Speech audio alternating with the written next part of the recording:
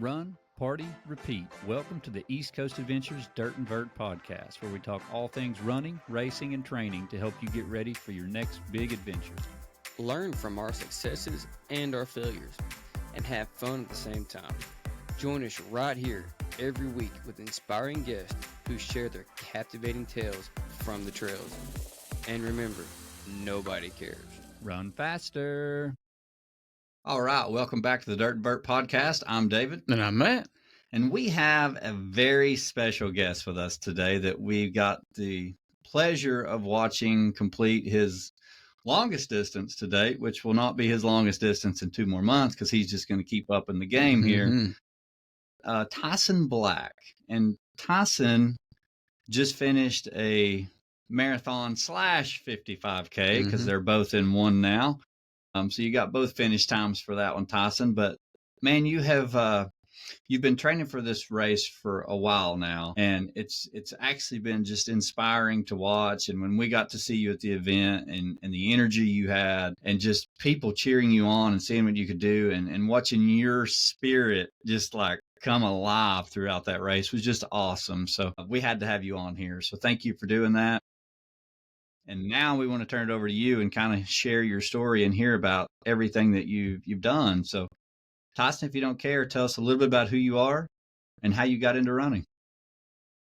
First off, I can't even start that without telling you guys both thank you for having me on, and what an honor and a privilege it is for me to be on here. You know, I was telling you guys, I've listened to the podcast before, and, you know, you have had some absolute slayers on the podcast. I mean, some guys and girls that are really out there getting it done and really pushing the limits. And so I feel honored to just be included in this and just to be able to share my story. So I just appreciate you guys, and especially you, David. No offense, Matt. I know we just met recently. David, man, I was thinking in my car today, and I was thinking back to months ago, my first time out there on the Eureka Trail. You just happened to be out there plugging that day, and came by flying at, you know, like a 9-minute clip, just no problem, just hammering down. And me and my buddy Brett were out there, and I was like, oh my gosh, that guy was just cruising, you know. And I think he came by and was like, hey boys, how we doing? You know, whatever, said something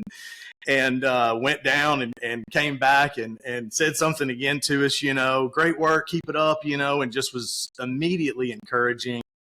And I was like, man, that guy was really getting after it, you know. Me and Brett started back, and then next thing I know, you're coming back and passing us again, going back out. You were doing like a little 20-piece or something that day. And I was like, dude, this guy is all over the place, man. And I mean, didn't look like you had lost any pace or anything. And, you know, we get done and you got done kind of around the same time, and we're still out there in the parking lot, and we talked to you for a bit, and you were just incredibly generous. And that's what I've really found in this trail community is just how kind and generous people are, and how much people have the same thing that I have. It's like we've all got the same bug where we just love to see people win and love to see people like striving to push themselves, because we've also done that ourselves and we understand it.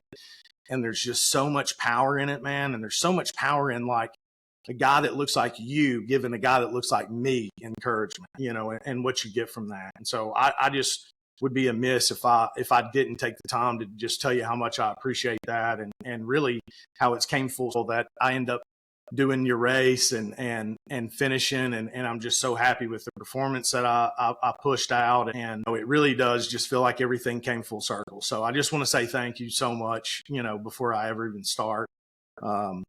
So yeah, I really appreciate you guys big time. Well, I mean, you're incredible, Tyson. So thank you for saying that. But honest truth is, man, I saw you out there so many times. Even the day that there was snow and ice out there, Tyson is out there on that, and he's like, "Are we the only 2 idiots out here?" And your girlfriend or your wife is out there with us too. Yeah. But man, you put the work in, and you're 100% spot on, man. That's what's so great about this community in general is the kindness and the camaraderie. And I just love that so much with what is in this area, in this community, and these runners and people, and not even just the runners, but the volunteers that are there. It's just so supportive. And I'm so glad that you see that and you feel that and you're welcomed to, feeling like you're welcome to come do that race or any race. And that's what we love, man. That's why we started this whole thing. Yeah, for sure. Well, I appreciate you guys big time, and everybody at the ECA team, and all of your team of runners and stuff you guys got too. All of those guys that I've met have been insanely encouraging too. So, but yeah, I guess we'll start with the present. I'm 35 and born and raised in Cleveland, Tennessee. I work at Companion Funeral Home. I am the director of media here. And you may be saying to yourself, director of media at a funeral home, what are you talking about here? We're not your average funeral home. We do probably in the top 5% of, call volume and stuff in the country every year. And we're a very small family owned and operated funeral home in Cleveland, Tennessee. And we've just branched out. We've got a funeral home in Athens now, one in Chattanooga, and we've just recently put one this month in Oak Ridge up in Knoxville area. Oh, wow. And so, and again, everything is family owned and operated by the Cody family. And I feel really fortunate to be here and to be working where I'm at. And it's by no surprise that I'm here. You'll find out in my story that I've had a lot of loss in my life, and you wouldn't think that somebody with a lot of loss in their life would want to be working at a funeral home. And it's just funny how God just kind of has a way of putting you in a certain place, whether you like it or not sometimes. So it's been a really good experience for me, and I've learned a lot here over the course of over a decade. I'm our oldest employee by date. I did leave and take a hiatus for about 3 years and moved out to Salt Lake City, Utah. But I came back, and we have just grown so big to the point that we need somebody to take care of all of our media and branding. And I also help with marketing as well. And so, but with that, I make all of these memorial DVDs that you would see. I edit all the photos, source those from the families. I'm working on the obituaries, the website, all the handouts and stuff that you see as well. We kind of have modernized everything and kind of done things a little bit differently than most of your average funeral homes, where you would just kind of get this basic generic handout. And we really try to go the extra distance to, to customize that to who the person was and to make it meaningful. And I feel like I've kind of been put there because I've been on the other end of that and understand how meaningful that can be and how much that can impact you and how much that can really mean to you, But I started running I'll just go back a little bit. I obviously grew up here in Cleveland, Tennessee. I went to Walker Valley High School, and I played soccer all my life, year round. I had a big group of buddies that we were all kind of thick as thieves, and all of us played soccer, and we played year round, and we all played together, all the way growing up through high school and everything. And in my later years, I ended up playing lacrosse for 2 years as well. And so I was always active. I was always probably maybe a little bit bigger than most, but never like an overweight really kind of kid, because, you're running so much in soccer, you can only be so big kind of a thing. In high school, I would say that just because of my personality and the type of person that I am, I've always been somebody who just loves people. I've always been outgoing. I've always never had a problem talking to people. My mom would tell you I talk too much. Y'all are probably going to realize that by the end of the night. I'd say, Timmy, talk a lot. I use that phrase a lot just because I don't have a problem talking. But my senior year of high school, I lost one of my best friends, Colby Stansberry, in a car accident on Frontage Road in Cleveland. And that just kind of started something with my life that just kind of, I guess in my head, I really struggled with it. And the grief really hit me big time. At the time I was the student body president at the high school. I was the FCA president. I was heavily involved in all sorts of things. I did musicals. I was on the soccer team, all those kind of things, and really felt like I became a shoulder that people could lean on, and realized that I never really grieved myself and never really dealt with those things. And that kind of culminated, and we ended up losing 2 more people within that same year or 2 that I had been close to. And these are kids. These are not adults. Definitely not normal for a community to lose so many kids like we did in the amount of time that we did.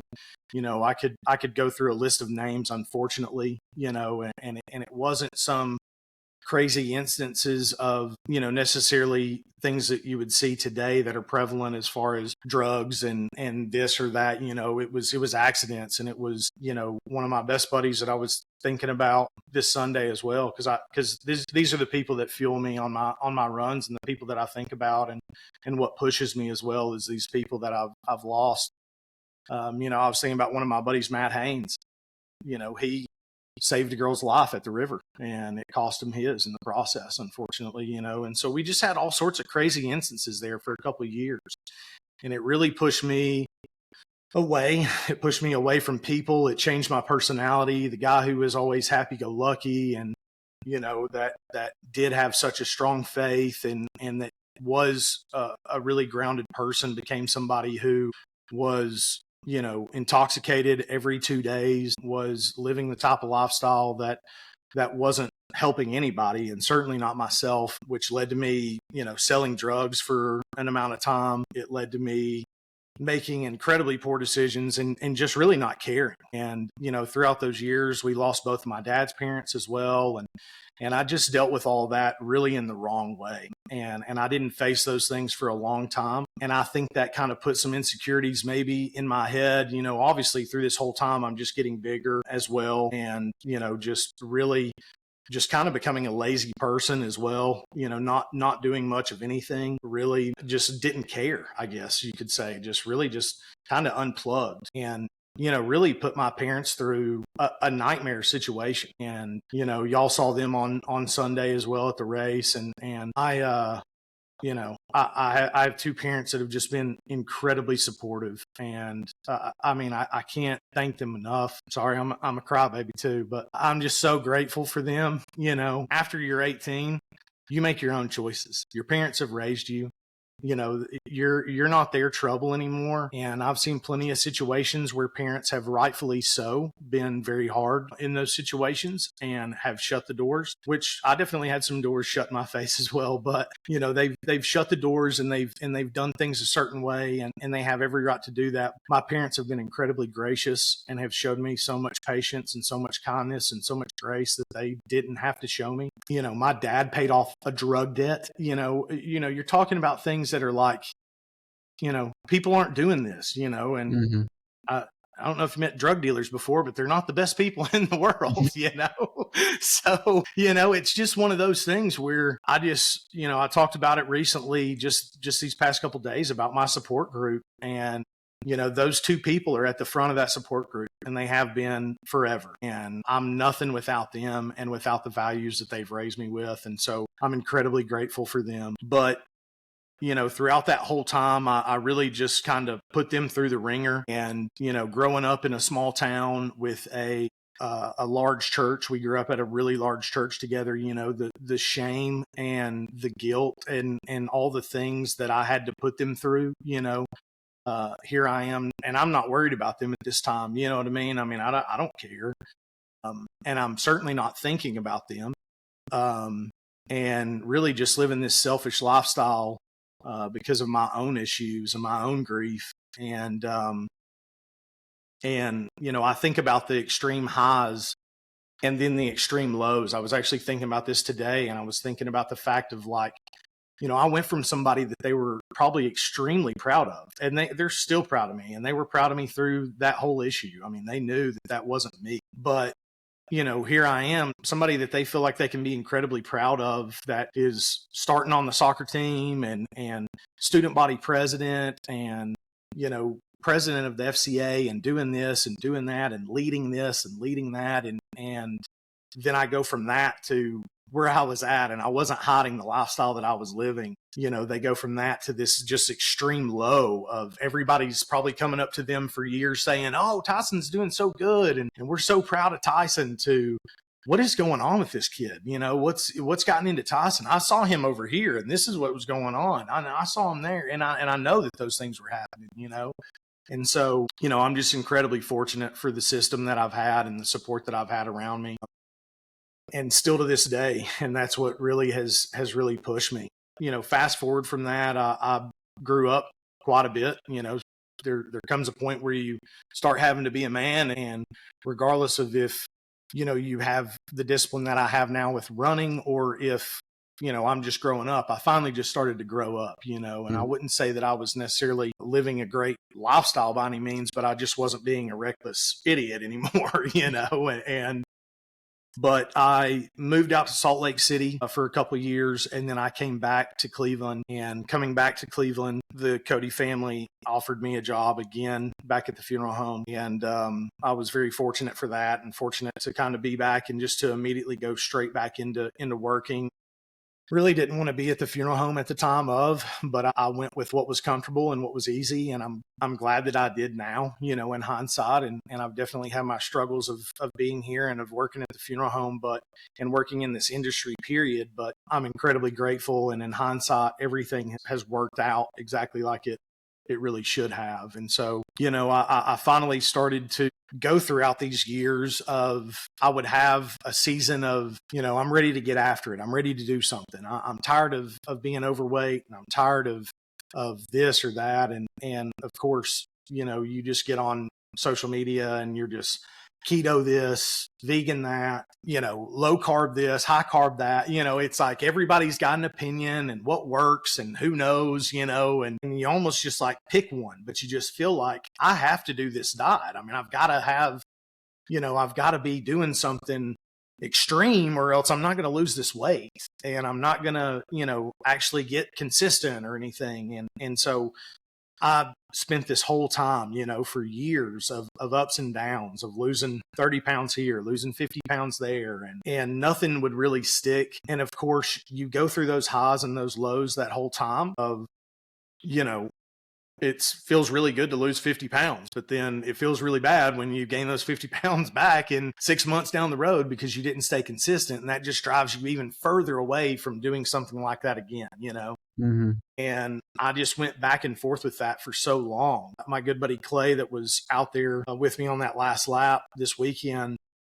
I posted about him. He's somebody who has been there through all of it. And you guys have seen me. I mean, I definitely don't look like somebody who is vegan or would go vegan, but we went vegan for like 6 to 8 months. And this guy, I mean, we're eating bean burritos and this and that, whatever it is at that point. And, that again, just is a testament to that support that I talked about, where people were willing to go the extra mile just for me, just to try. He's incredibly healthy and has done all sorts of races and challenging things. And he doesn't need to go vegan, but he's willing to do that because he thinks, hey man, one of my best buddies is willing to get healthy here. I'm willing to do this. If that means it sucks for me for a year or two, that means it sucks for me, and at the time we're like, we're going to do this forever. Of course you've got that whole mindset of, man, we're plant-based forever, and so we start running and doing some things even then, but nothing would stick. And, I almost couldn't figure out why, because it was like, I really did want that, and I've gone back and I've thought about that, and I've thought about those times, and like, those weren't fake intentions. Those weren't, that was me really wanting that. I mean, I definitely wanted it like I want it now, but it was like I just had the wrong recipe. Like I was looking in the wrong book or something, I didn't have what was going to be consistent and what was going to work for me. And really what I've come to realize this whole time is that I relied on other people. I mean, I never was willing to put in the work by myself. And so if Clay was going to take a day off, well, then I was probably going to take a day off. Or if, we're starting to run, way back when, me and Trey and some other buddies, we trained and did 5K, 10K back in the day and stuff. And I even had done a half marathon at one point, but it was that training, and then we'd do a race, and then to be like, all right, well, we're back to normal. I had a celebratory pizza after the race, and I've crashed out, and I'm not getting back on the train again, and it was those kind of things. And I really didn't realize that until, June or July of this past year, when I was, I was thinking, and I was like, what really gives here, man? Like, why have I failed so many times? And why can't I just figure this out? And like, I I've enjoyed cycling in the past, and I've enjoyed, when I have ran and been able to actually breathe on my run and talk to somebody and enjoy the run.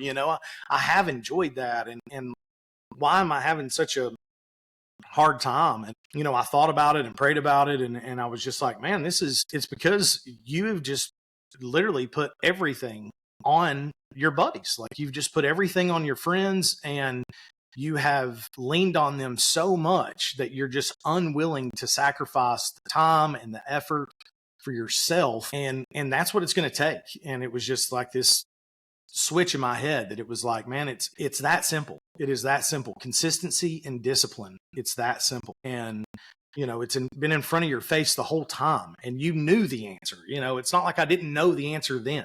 I knew the answer, but I was just unwilling to do the work myself. And, really in 2023, sorry, I'm kind of jumping all over the place here, but in 2023, I was really struggling, and I was, almost like my personality was like a fake personality to me. Like, I didn't believe that the personality that I've had my entire life was really my personality anymore, because it just felt like I had to engineer it and put it on for show when I was in front of people. I felt like I had to always have a joke, or always, have a smile on my face, or always be laughing. And inside, man, I was hurting so bad. I mean, I was so miserable. Man, when you wake up in a 4X shirt, if you're not comfortable in a X shirt, there's issues. Like, there's some problems. And the weight that kind of puts on you, no pun intended, but the weight that kind of puts on you is, it's crazy. And it's almost like so hard to bear when you are so disappointed in yourself, and you're so, you hate the person that you see in the mirror, because you're just so sick and tired of it. And, just feeling lazy and lethargic, and just almost just sick, like you just feel so bad that it just finally all kind of came to a head there towards the end of the year. And I had hopped on the scale, and I had realized that I'd weighed 365 pounds, and I've never seen that kind of weight on the scale before for me. And I immediately thought back to, like, when I was in Salt Lake, I had weighed 260 pounds. And so that means that, just in the course of 2016, in those 7 years, I'd gained another 100 pounds on top of that. I didn't even step on the scale again. The scale honestly died. The batteries ran out, and I just never put new batteries in it, because I was just so defeated by that. And so, I mean, it probably even went up from there. I mean, I was thinking about that. I could have even been 370, 375. Who knows what I may have even got up to. But then later that year, we faced another massive challenge at work and in our own lives. And Trey's mom, Shelly Cody, passed away at the end of that year. And man, the hit that we took, she is just bigger than life itself kind of a person, just the best kind of a person. And that's somebody who was a second mom to me for decades. That's somebody who opened up her house to us every weekend. She would have 10, knucklehead of, high schoolers in there, middle schoolers. Who wants to put up with 10 middle school guys? We're half naked, jumping out of the second story of their house into the pool, at 12 o'clock midnight on a Friday night, that sort of stuff. And she's the lady who is opening her house, doesn't care, and is just, so incredibly accommodating, and just the best person, one of the best people, and, I had the privilege of not only feeling like she was my mom, but also having her as a coworker for, 10 years.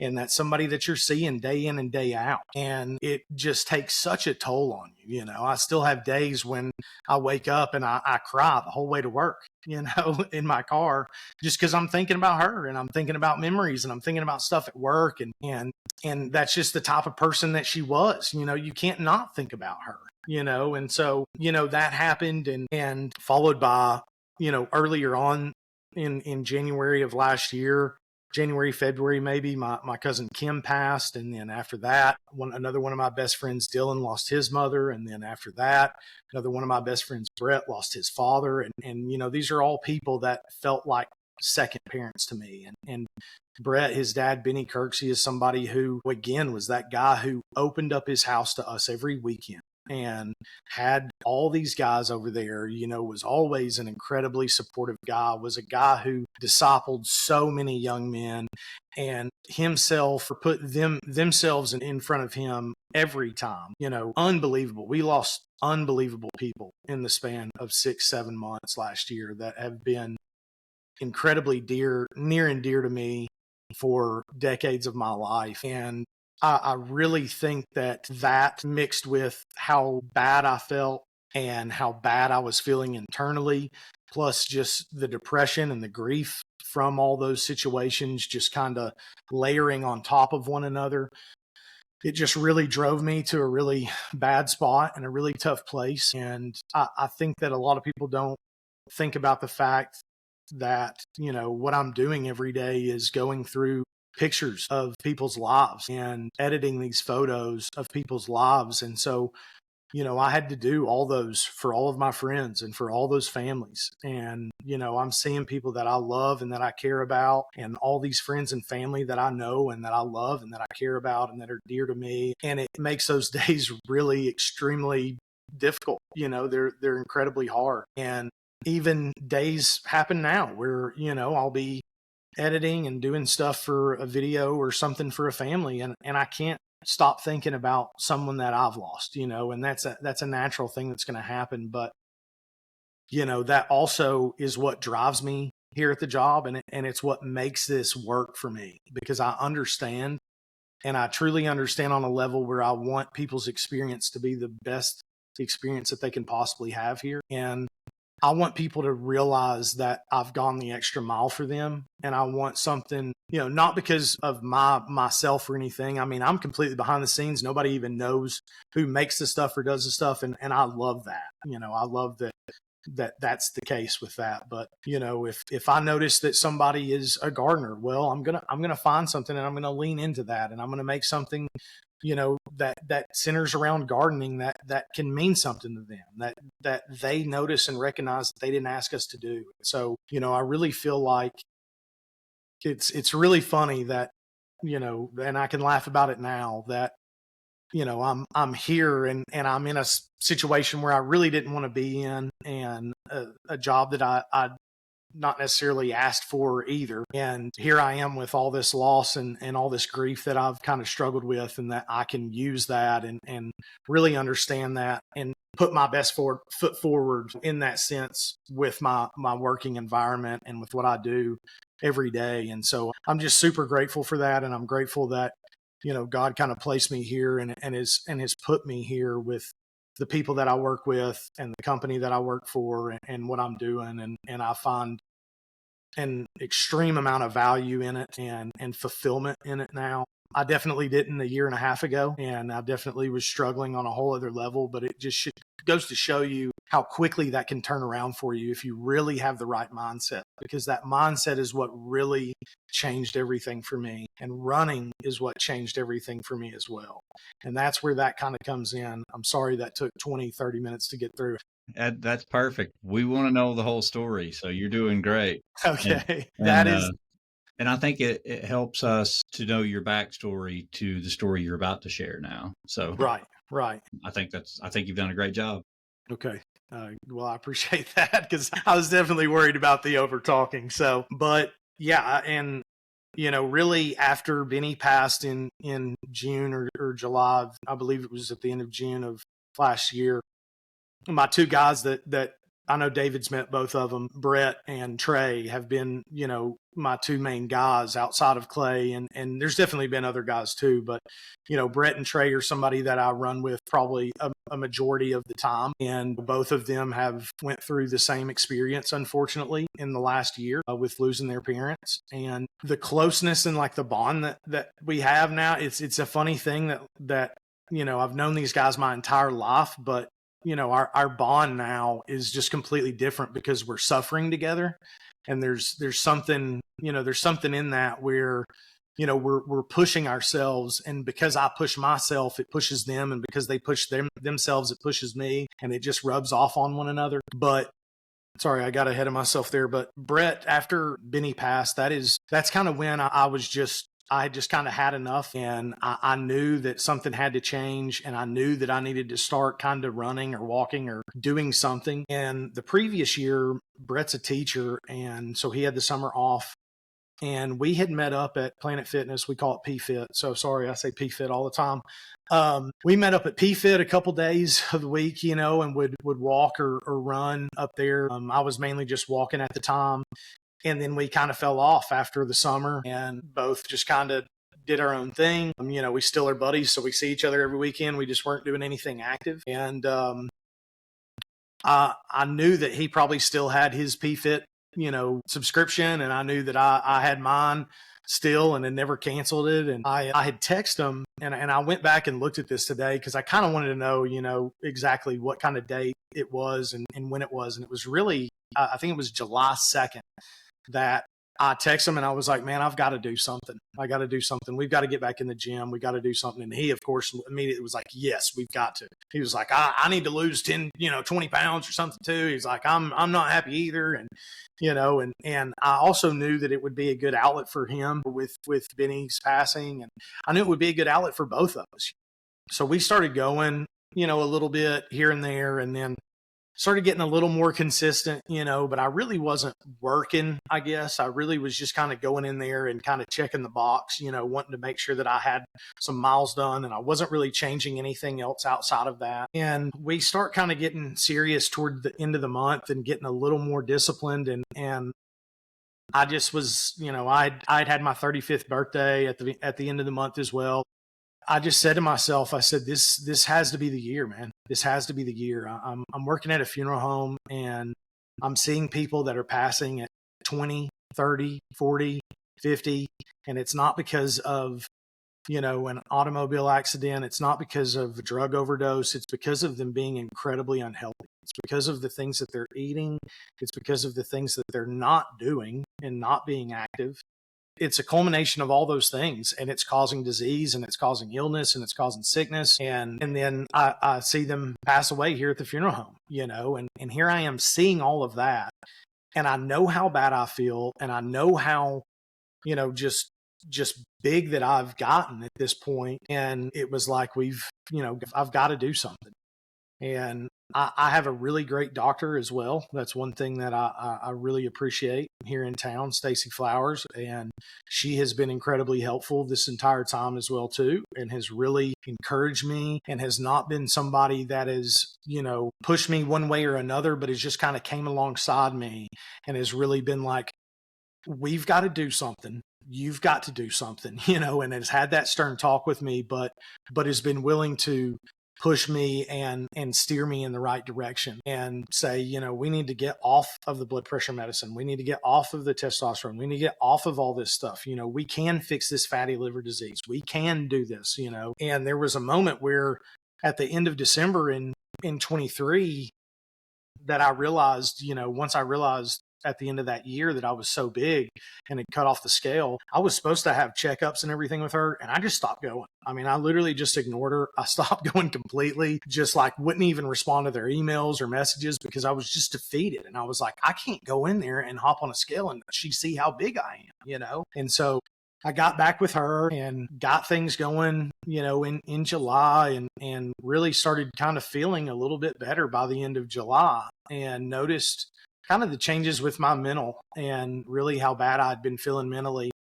And of course, Brett was encouraging me the whole time. And by the end of that month, I was like, man, I think it's really going to help me if I get out of this gym. Like if I get off this treadmill, if I get out of the gym, I need to get out there on the Greenway and I just need to walk. And I live right by the Greenway here in Cleveland. Like it's 0.7 from the house. I know that because I've walked it so many times now to the end of the Greenway. And so I'm like, I need to just walk. I'm right by the Greenway and I need to just do that every morning. and I need to just make that commitment, and I need to go ahead and just put my best foot forward. I'm buying a watch this week, and I'm hopping back on Strava, and we're getting after it, and that switch just kind of flipped. And it was just a culmination of all those things mixed in with the support that I was getting from him and from Trey and from Clay and all these other guys in my life. At the time I called it, we were starting the Sweaty Geezers Movement Club is what I was calling it, because I didn't want to say running, because I really wasn't running. I was walking, but I was like, we're going to be the Sweaty Geezers Movement Club, and we're going to start moving, So that's kind of what I did to get us started there. And so we got out there, and we'd get out there on the Greenway, and then on the weekends, we'd have 3 or 4 guys out there that'd be walking with me. I started deciding, on the weekends, I'm going to start walking 6-8 miles. I can be out here for a couple of hours, and I wasn't doing anything fancy. I was doing 20-minute miles, 22-minute miles,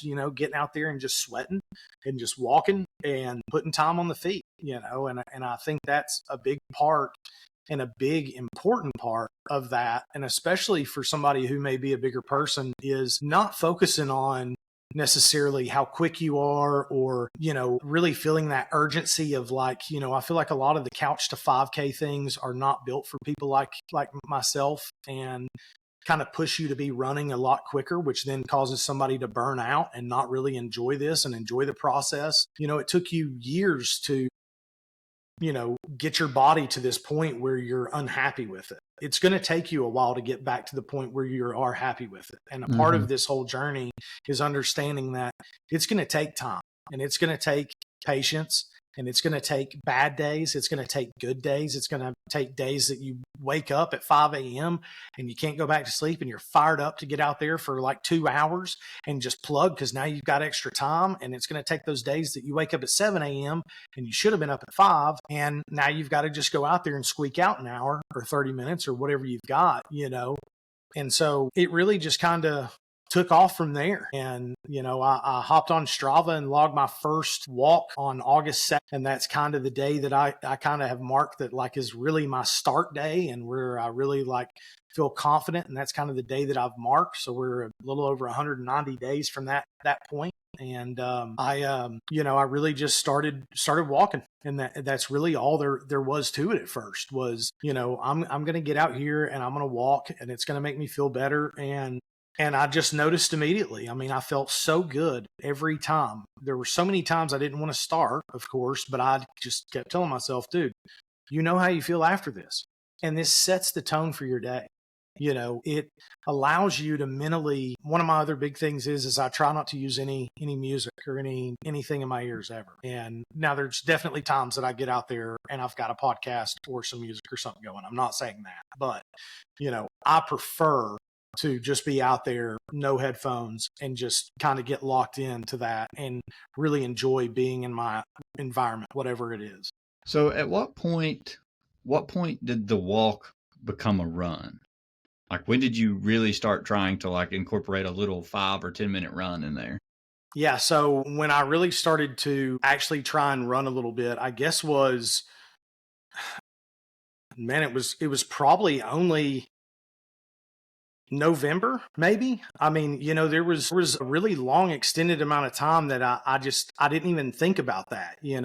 There wasn't even a thought in my mind about we need to push to run. And I think that was really important with my consistency and the base that I laid down, and just really with me not kind of crashing out and not falling off the wagon per se.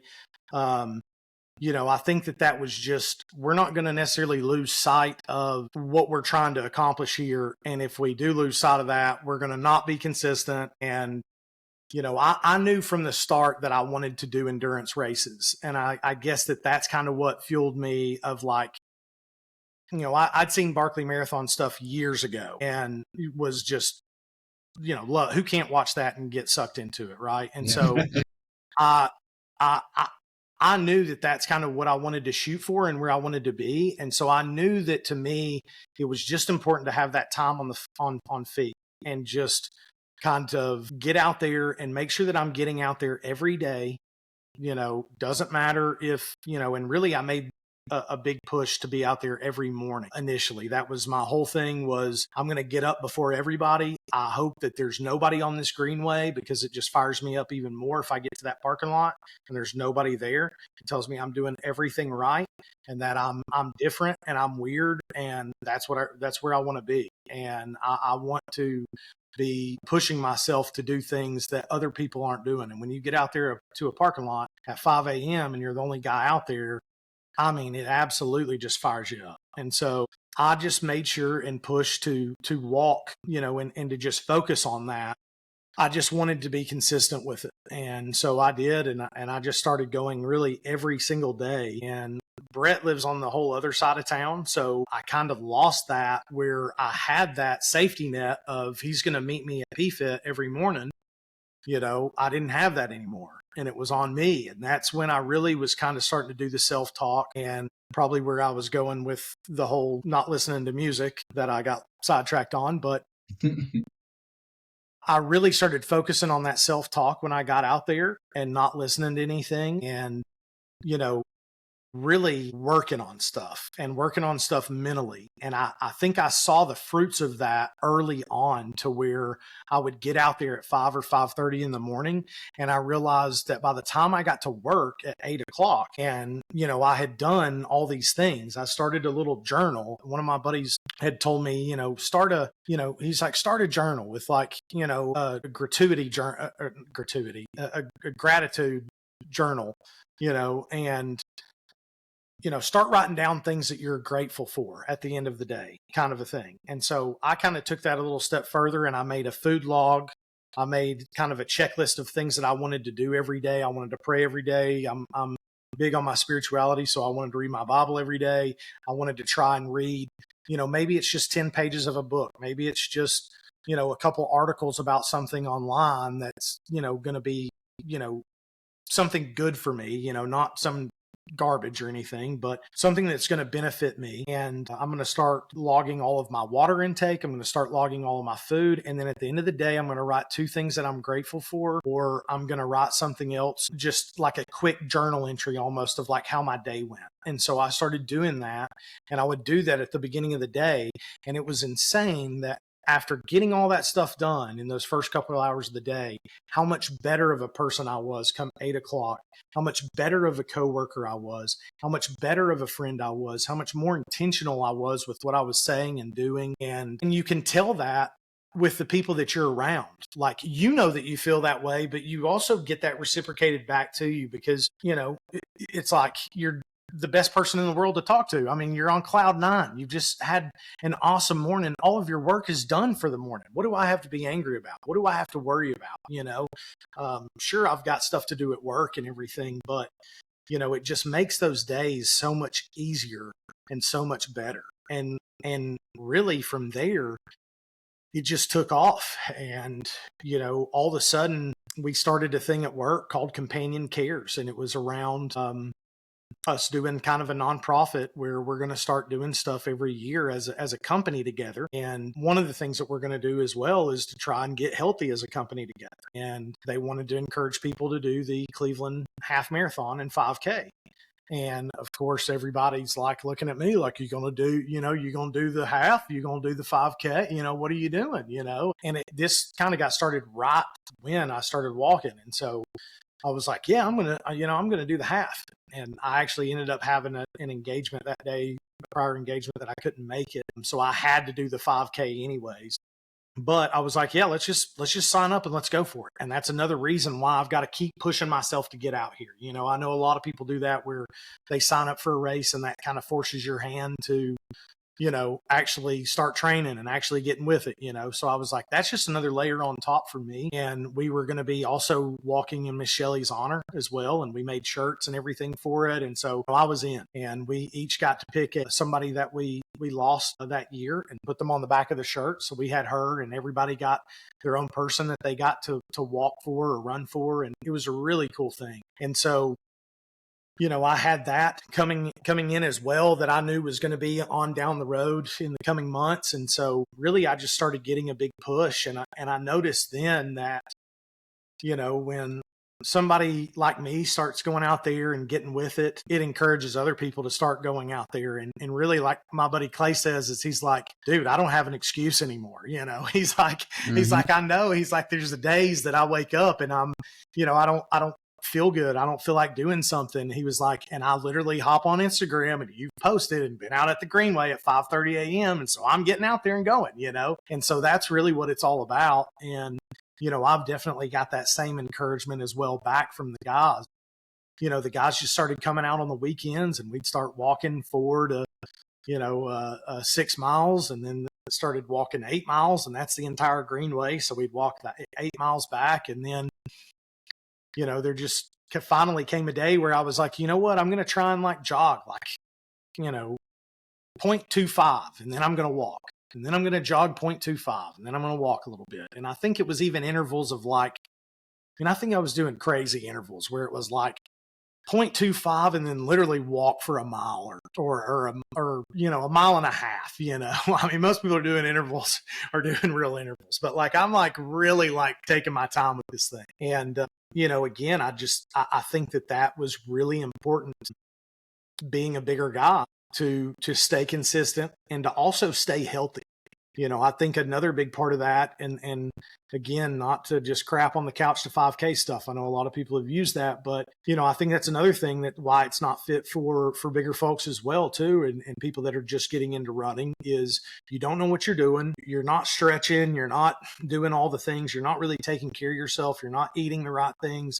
But yet you're making this big push to do a 5K, and you're going out here, and in the first 2 months, you're already running and doing this and that.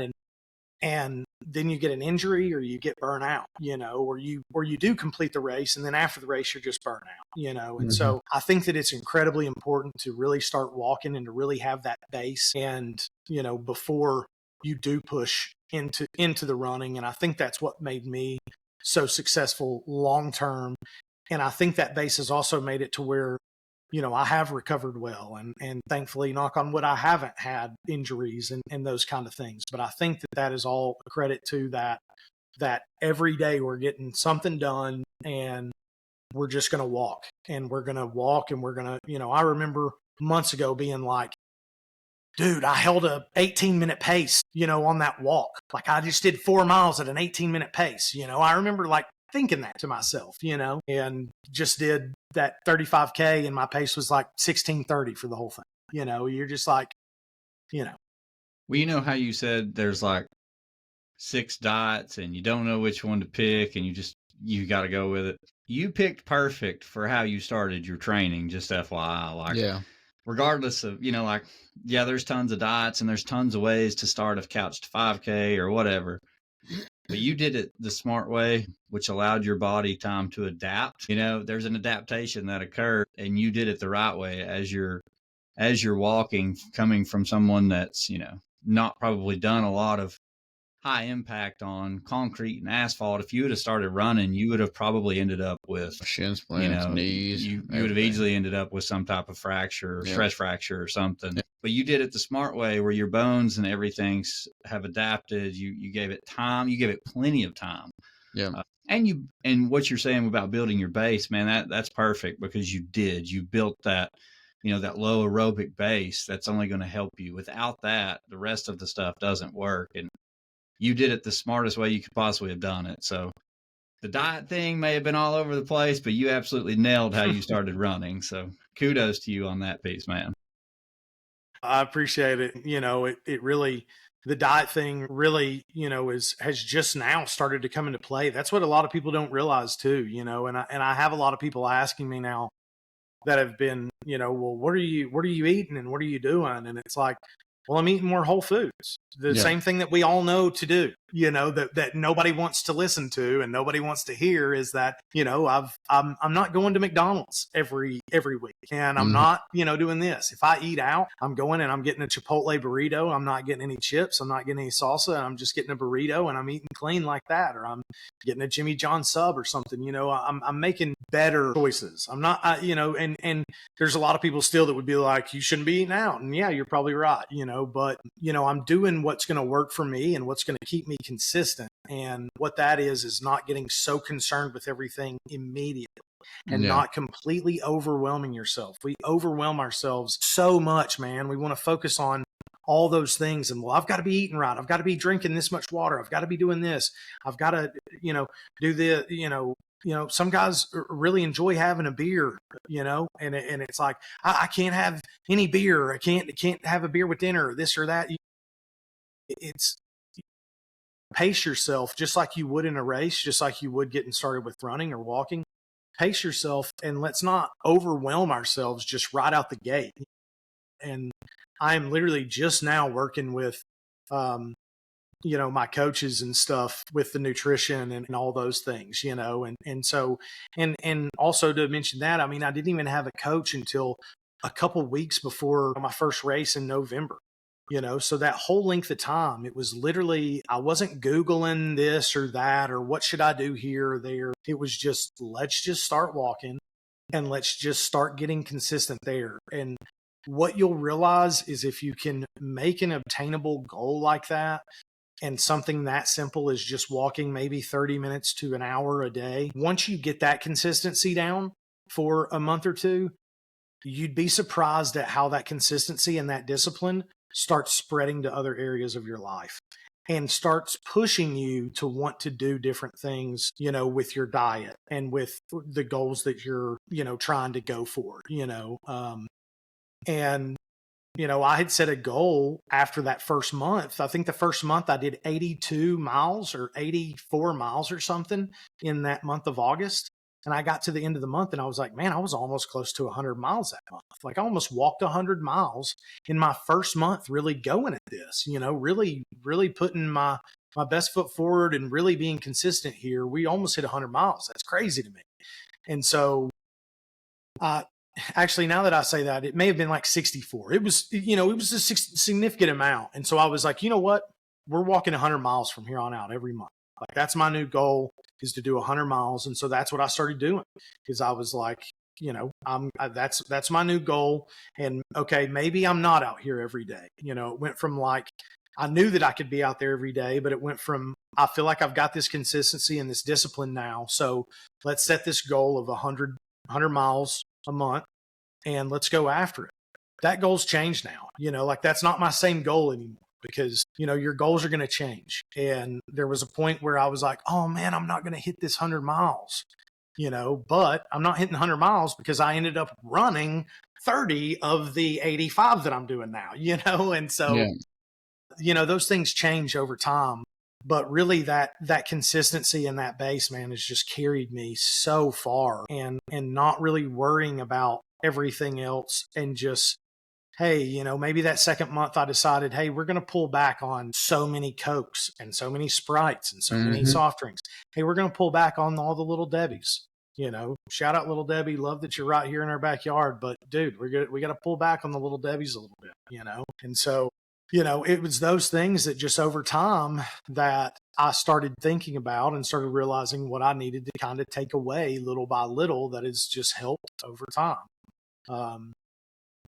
And that consistency and that base is just, it's everything. So how did you get from Cleveland Half Marathon, walking, then now you're at this point, you're jogging and running. And now, I mean, you fast forward to February and you just completed your first official ultra distance, which is pretty damn awesome. But how did all of that come about? How did we transition? Like, you said, you kind of got a coach there in November, somewhere around in there, but you did a race in November, you did a race in December, and then you did Gone Loco. And you got the Pistol 50 miler coming up now. Like you're already stepping it up. But how did all of that come about? Was this something that happened at work? And was this a bet? Or is this just like, now it's your turn, boys, y'all follow me? Yeah, I lost a bet for sure.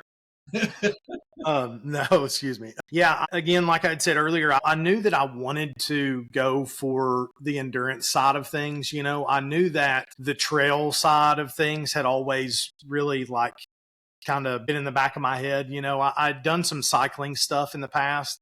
And so I had always seen ultra running and trail running from afar, kind of a thing. And, I've watched all sorts of documentaries. I love documentaries. So I've watched all sorts of outdoor documentaries, and I've watched plenty of ultra documentaries over the last, 5 to 10 years. And so I knew that that was kind of what I wanted to tackle at some point. And at one point, we did a walk through town here in town that was a little over 10 miles. And it was me and my buddies Clay and Brett, and my buddy John joined us for a little bit. And we did that 10-mile, and I can't remember exactly how long it took us. I mean, I want to say maybe it took us 3 or 4 hours, you know? I mean, it took us a significant amount of time. I literally, this was another point that I was just walking at that point in time. But, you know, we did 10 miles, and I was on my feet for 3-4 hours. And at this point on the weekends, I was actively trying to be on my feet for like 2 to 4 hours at a time, because I just thought to myself, you know, like, I'm really sweating it out and I'm feeling really good. And, you know, I can do this where I'm just walking. And I think around that time was when I had started looking at races and started actually thinking about stuff like that, you know. And at this point, I don't even think I had ran a trail, had walked on a trail or anything like that. And I have always been a big fan of Chad Wright, and I love, you know, his message, and we share the same faith message. And then, you know, also he's big on that your mouth is a rudder and it kind of steers the ship. And, you know, he always preaches about that and self-talk and kind of saying stuff out loud, whatever, you know, that how powerful that mindset is of, you know, things not going your way and not giving your pain a voice and all those things. He's awesome. And I had noticed that they had a new race that they were doing on farm in Georgia, and it's only like an hour and a half from the house, Mountain Mama Farms. And I was like, man, this looks really cool. Me and Trey were already kind of talking about it and looking at races and, you know, bouncing things back and forth. And it was after that day that I was like, you know what, man, we just were on our feet for 3-4 hours. And why could I not do this? Like, why not push myself to like go do something already?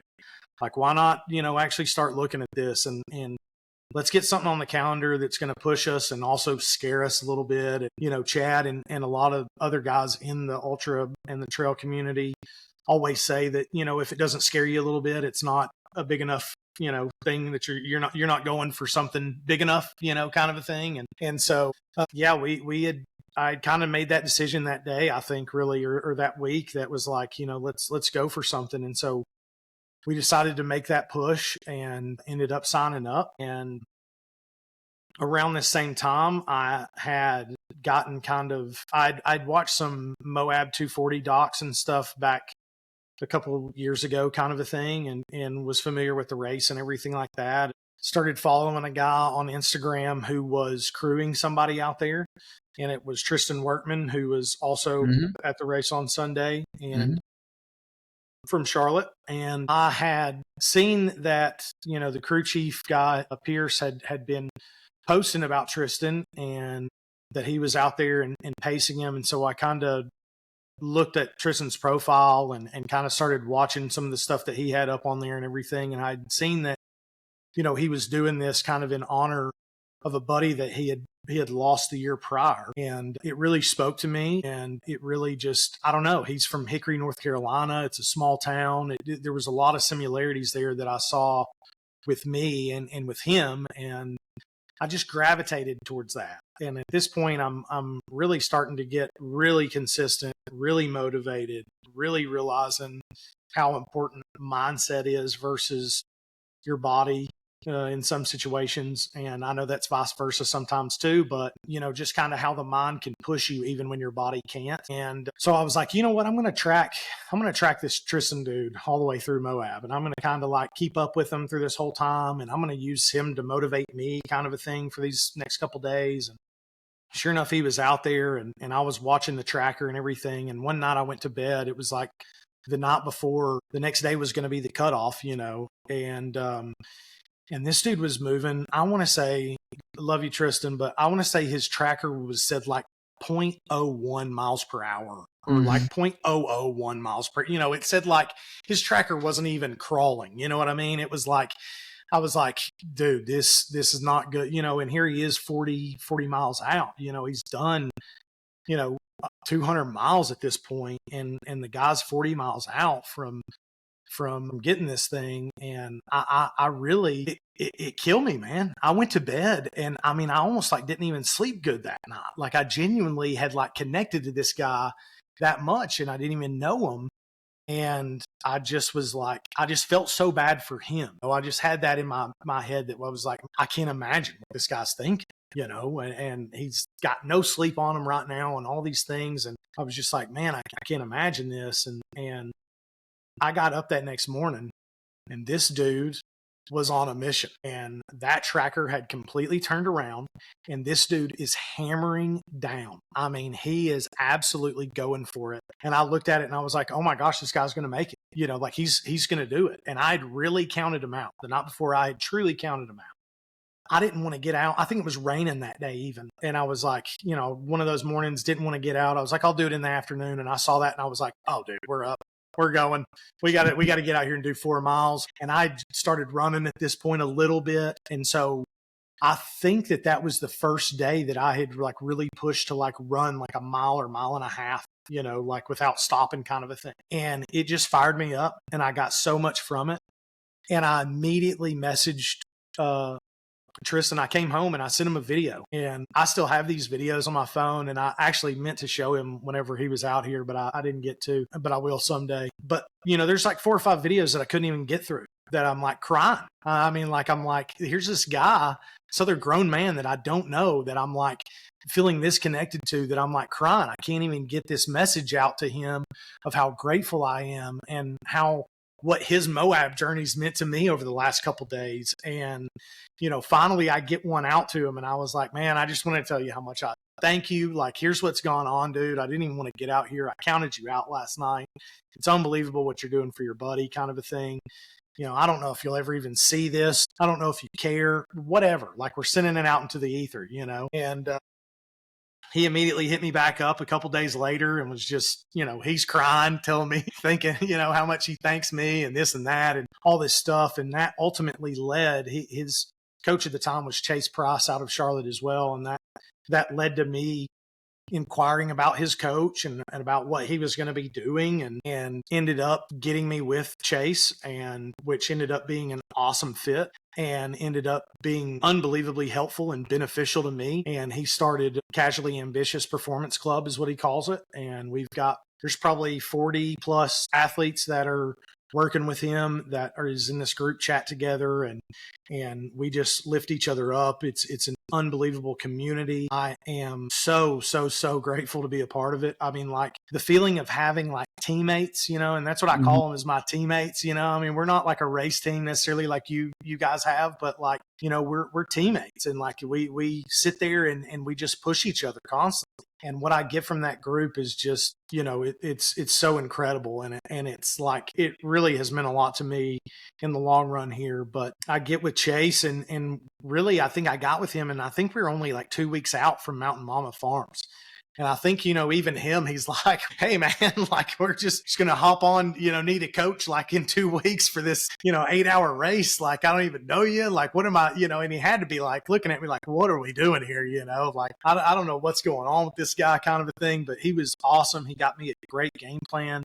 At this point, I didn't really know about fueling at all. I was completely new on that side of things. I wasn't really, there was no regiment. I didn't know necessarily how to run, how to train. I was just kind of doing what I thought was best at the time of, which was those intervals and stuff.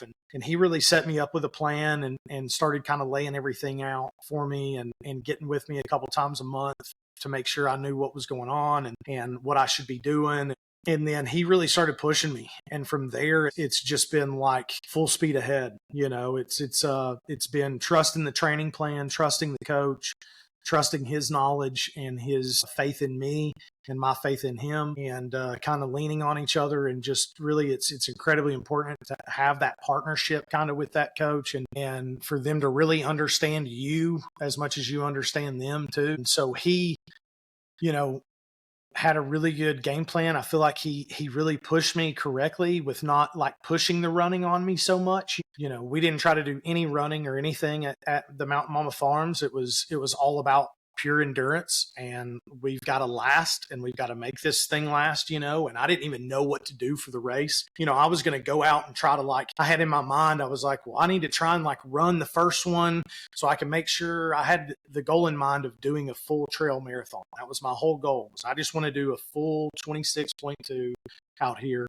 And I don't even remember how many laps that was at the farm, but I was like, man, I just want to complete this, and I want to do that distance. And it was just an 8 hours, doesn't matter how much, how far you go kind of a thing. And so I end up sticking to his plan, which was that we weren't going to run. We were going to walk the whole thing. So that way we made sure you did it, because, hey, buddy, I don't know what you're thinking, but you're not going to make it 8 hours if you try and run the first hour or two, that just wasn't in the cards. I didn't have that endurance at the time of. And so he really pushed me and put that game plan together. And I listened to that. And sure enough, I came across the line at about 8 hours, right at that time limit. And I looked at the girls at the table and I said, I'm sorry. I said, but I came here to do a marathon and I'm at 24 miles. And I don't care if y'all got to start putting up these tables.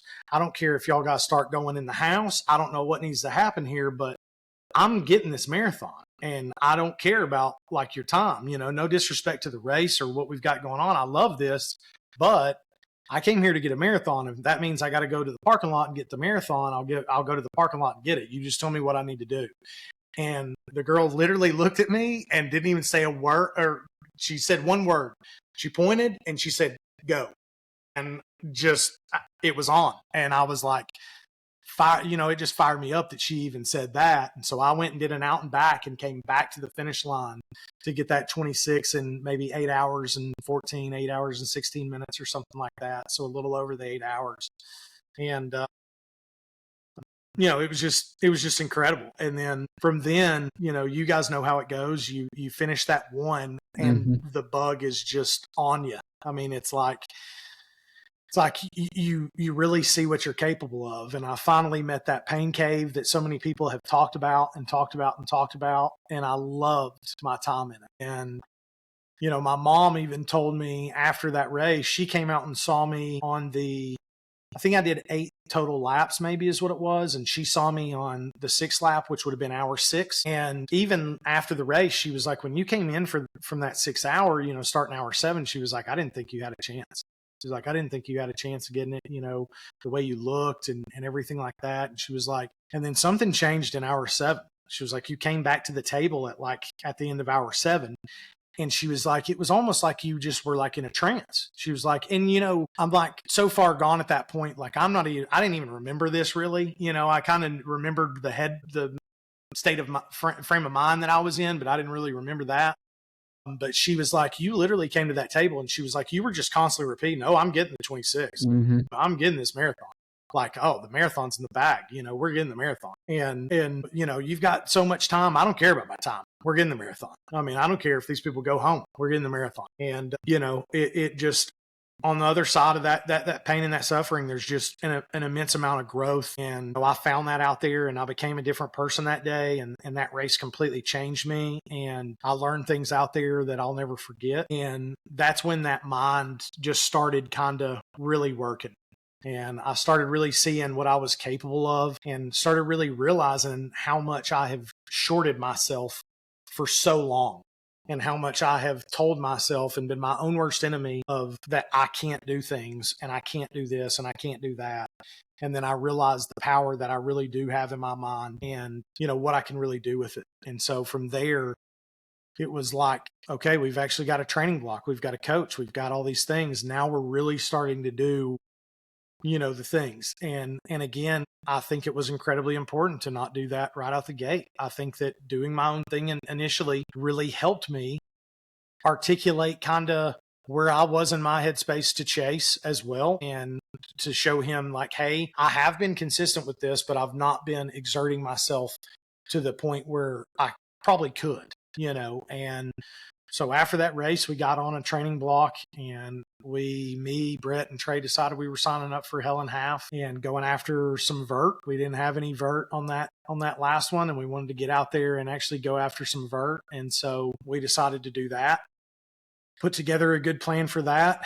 And knocked it out and felt really, really good about it as well. Ran, some of that one, and not a lot of it, but did run some of that one and felt really good actually running some in a race and not walking, and that just kind of fueled me even more. And we kind of get to the end of Helen, and, I get the next week and I'm looking at the training block for that week and stuff. And I'm like, what are we doing? I was like, wait a minute, what just changed, And honestly, I didn't say anything to Chase, but I'm like terrified in my mind. I mean, I'm immediately like, what does this guy think? Like, where does, like I've made a terrible mistake here. What is this guy thinking? Because I'm looking at a week that says like run 2, walk an hour, run 4, walk an hour, run 6, walk an hour, and I'm like, run 4, run 6, I'm like, I can't run 4. I can't run 6. I can't even run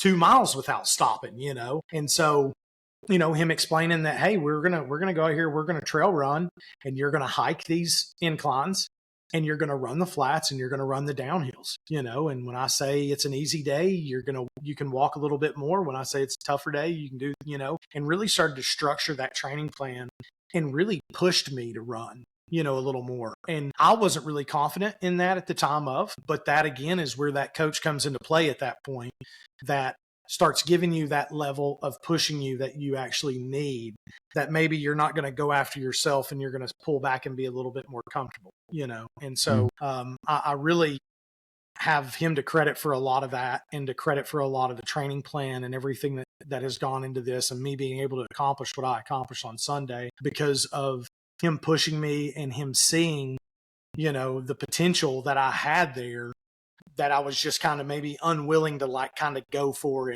and push after, I guess. And so really that's what ultimately, Gone Loco, once I realized what the Eureka Trail was in maybe October, I guess maybe is when I probably first started getting out on the trails. And once I realized what trail running was more, and got out at Johnston Woods here in Cleveland and got out to the Eureka Trail, I started looking up stuff on the Eureka Trail. And I think really that first, no, I didn't even look anything up. You told me about it the first day that we saw you. Yeah, in the parking lot at the end of that day that we were out there. You actually said, guys, we got a trail race that we do out here in February or something. And I remember thinking like, dude, that sounds awesome, and this place is great, and like the crushed gravel out here is so good for me for being a bigger guy and it feeling really soft and I was like, man, I remember looking at Brett and I was like, dude, I think I may have to look into that, And so I started looking at that from a long time from that point forward.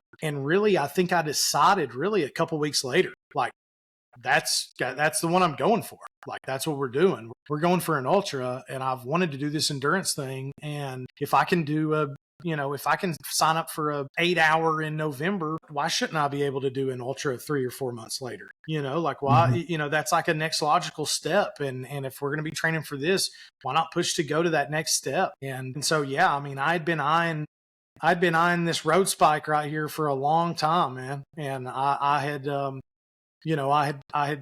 thought to myself, like, that's the one. And so after Helen and starting that training block, I was like, okay, so this is what an ultra block looks like. This is the miles that we've got to put down to get where we want to go, kind of a thing. And this is what we're going to have to start doing if we really want to start pushing ourselves, And so it was just full speed ahead to Sunday. And yeah. So how did Sunday go for you? So Sunday went really bad. Sunday did not start off well at all. It went really bad at first. About 2 weeks before Sunday, 2 to 3 weeks before Sunday, I got the flu, and that put me down. And as somebody who's been really adamant about being out there every day or every other day, if I have a rest day, it's one day kind of a thing. Especially when I was walking, there was no reason for rest days, in my opinion, because I wasn't doing anything that was going to really be, pushing the body. And so I really didn't like the whole rest day thing, and I've never really liked the rest day thing, if I'm being honest with you. I really feel really slow that next day, and really feel it. And so I try not to do any resting, if I can avoid it. But now I'll just listen to Chase and do what he tells me to do. But with that flu, it put me down for 10 days. I didn't do any activity for 10 days. And that is rare for me too. I'm somebody who normally doesn't get sick, thank God, and have really bad illnesses or anything every year. And it just took me out, man. I couldn't do anything. And my throat's still like raspy and stuff, from that, and probably from getting rained on Sunday a little bit too. But yeah, I kind of had that and didn't really feel like I was 100%. I missed my peak week, like my very peak week, training week that I was supposed to have that was going to be the most mileage. And so I really didn't feel good about that. Lost a lot of stamina that I had really built up. But again, it goes back to the base. It all goes back to the base and those months that I had laid down. And that's exactly what I think Trey and Clay and even Chase, my coach, had all kind of felt that I was a little down in the dumps about everything and really kind of started to get worried about Gong Loco, because I definitely did. I was freaking out inside. But I think that was definitely, they kind of felt that as well. And so it was funny, literally all three of them text me at different points in those 10 days and were like, dude, you've laid the base. Like the hay's in the barn, you've laid the base. Don't worry about this, man. Like, you've got this. And again, that just goes back to that support, and that push of that gives me that mental push that tells me, no, I do have this. And so we get out there on Sunday, and I was wearing kind of my obviously you're going to wear your preferred gear for something like this, especially a big effort like this. And so I'm wearing some Nike tights that are just thinner tights and some shorts over that just had like not the brief liner, but just kind of like the, underwear liner in it. We get there and we wanted to make sure that Tristan knew where he was going, him being from Charlotte and everything, and so we're a little bit behind on that. I had done a really successful carb load the days before and ate a ton of carbs. I had like 360, 500, 480, I think, those 3 days, and really hammered the carbs. And that was really my first time really honing in on that. I definitely did that before on the other races, but not to that extent and that many carbs and calories. And so, man, I felt so big and full on Sunday that I just could not. I've gotten in the mode where, a shout out to one of the other coaches, Mason, but he has got me on the sourdough train huge. And so for me, a long run, pre-long run consists of me having 2 or 3 pieces of sourdough toast and maybe a little bit of jelly on them or peanut butter. And that really is what makes me feel good and makes me feel really sustained, for a long period of time. And I just couldn't force myself to eat it. Like, I was just so full that I was like, man, I can't do it. And I'd woke up so early and I was like, man, at some point I'm going to be able to eat this toast before I get out the door and go meet Trey. And I'm like, man, I can't do it. I just can't do it. And so it was like, my stomach's going to be messed up, which my stomach got messed up anyway. So I should have just taken toast. But, I get out there and, we're kind of running behind a little bit, and I'm stretching, eating a banana at the same time. And I've got people that I've been talking to on Instagram and stuff that I'm talking to in the parking lot. And, I'm having just a good old time. I had a couple buddies that had surprised me and showed up that morning and to support me and just to, root us on and all those things. I just get in that race environment, and you get fired up and you start talking to people.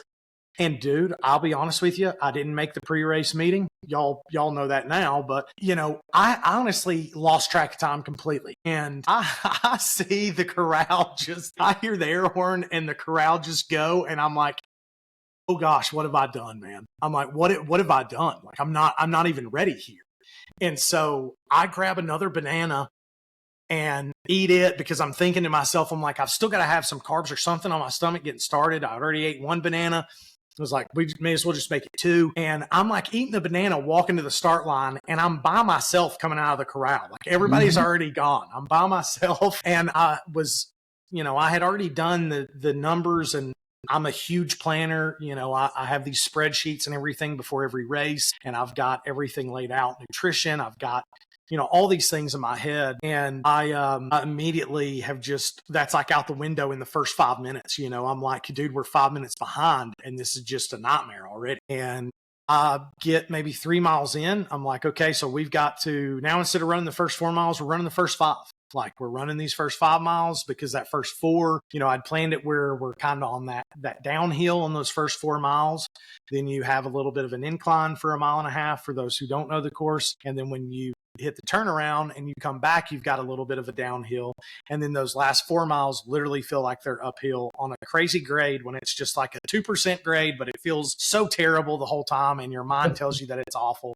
I don't know what that is, but yeah, not a fan, but it just happens out there. And so I buckle down and hammer those first 5 miles out at like a 13:30 pace, which is really good for me. And is like if I'm running on the greenway for 2 or 3 mile workout, I'm trying to do like a 13-minute pace if I'm trying to do my quick pace. So that's a really good clip for me. Get to the end of that and I'm really happy with it. And I get to that turnaround and I'm like, man, it's like an hour and 15 or an hour and 20 at that point. I was like, we've done really good on making up this time. And thankfully I'm somebody who typically doesn't stay in aid stations. You know, I'm typically pretty quick. I always want to stay on my feet, not sit down, not lollygag around. And so I make that quick turnaround. And that's where I made the decision that I shouldn't have to eat another banana and to eat 2 clementines and turn around. So now I've got all this fiber on my stomach that I don't normally have in a race, and turned around. And of course, pickles, got to have the pickles at all time, and turn around, run back that 1.5 miles and then start my hike back. And I'm really moving with purpose, I guess, is walking with purpose is what I would call it. And so that for me is probably about 16-minute miles at this point. And so I'm trying to keep like a 16 or sub 16 pace on that way back. And I make it back in. And what I was going to say about the tights and what I was wearing, the tights ripped at mile 3, just ripped wide open down both sides of the crotch. You know, awesome. Just immediate chafing at mile 3. And just in nightmare. And I've never had to deal with chafing at a race environment. And so I'm like, I get down to that turnaround. I was like, please tell me somebody has salty britches down here. And they're like, who's got salty britches? Who's got salty britches? You know, all the girls down there are in like freak out mode. Like, we need salty britches. I'm like, no, it's fine. It's fine. Don't even worry about it. Well, I'll get it down at the other aid station. So like, and then I'm thinking, well, I've got some in my bag too. And I knew y'all had it at the other aid station. So I was like, no big deal, you know.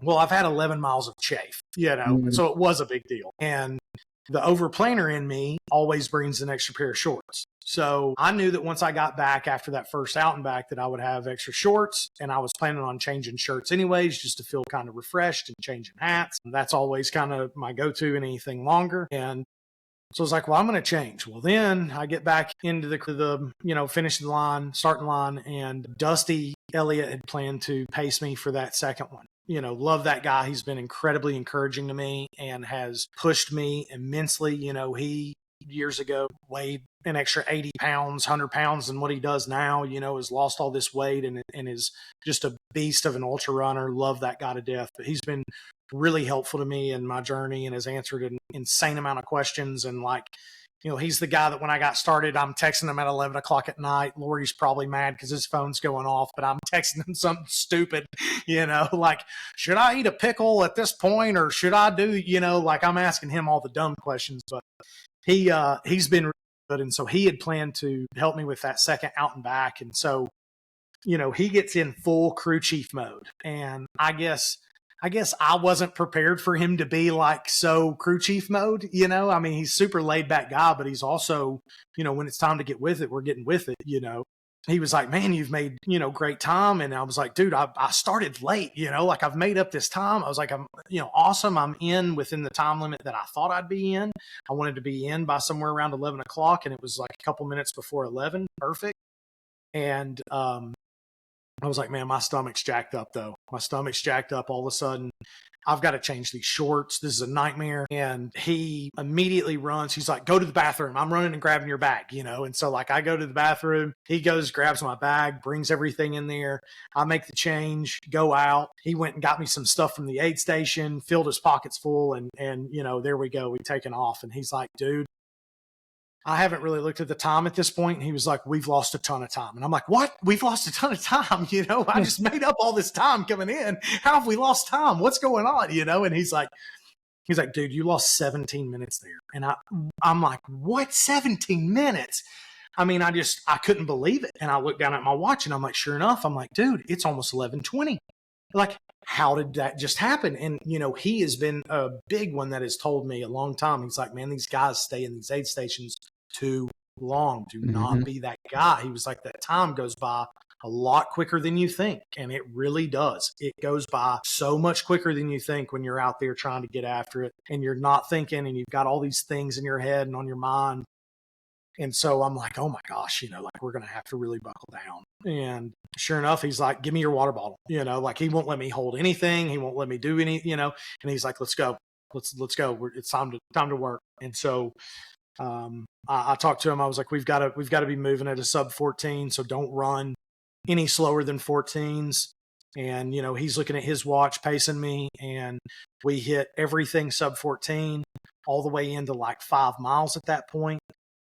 We get to the aid station and somebody, it may have been Trey. It may have also been just another friend that was out there at that time. But one of them was like, hey, your grandparents are at the turnaround. Oh, and I was like, oh man, awesome. Like my Nana and my Papa Joe is what I call them. And they're at the turnaround. And Dusty's like, you've got 1 minute. He's like, I'm timing you. You've got 1 minute, and I think by the time we got there, he was like, you've got 2 minutes, but he was serious about the 2 minutes. He was like, tell me what you need. I'll get everything. You talk to them. And so it was perfect. He rounded up everything that I need. He knew of the stomach problems that were going on at that point. And I also, had told him about the massive carb load that I'd had and that I felt really confident in the fact that I did have those carbs kind of behind me. So like, yes, my stomach's kind of upside down, but also maybe I'm not going to need as much fuel as I normally would because I really did pack it on kind of a thing is what I was thinking in my head. And so we start kind of talking about what we're going to do, what we're going to eat, how we're going to do that. And I'm more of a gummy guy than a goo guy. I like honey as well, but so I'm definitely supplementing the gummies and Cliff Blocks and those kinds of things in between the solids at this point. But he starts telling me about the Freak Shake, right? Freak Shake? Yep. Okay. Yeah. And I actually reached out to those guys and told them how awesome that product was. I was really pumped up about that. I don't like chocolate milk. I don't like Yoo-Hoos. I've never been a big milk drinker.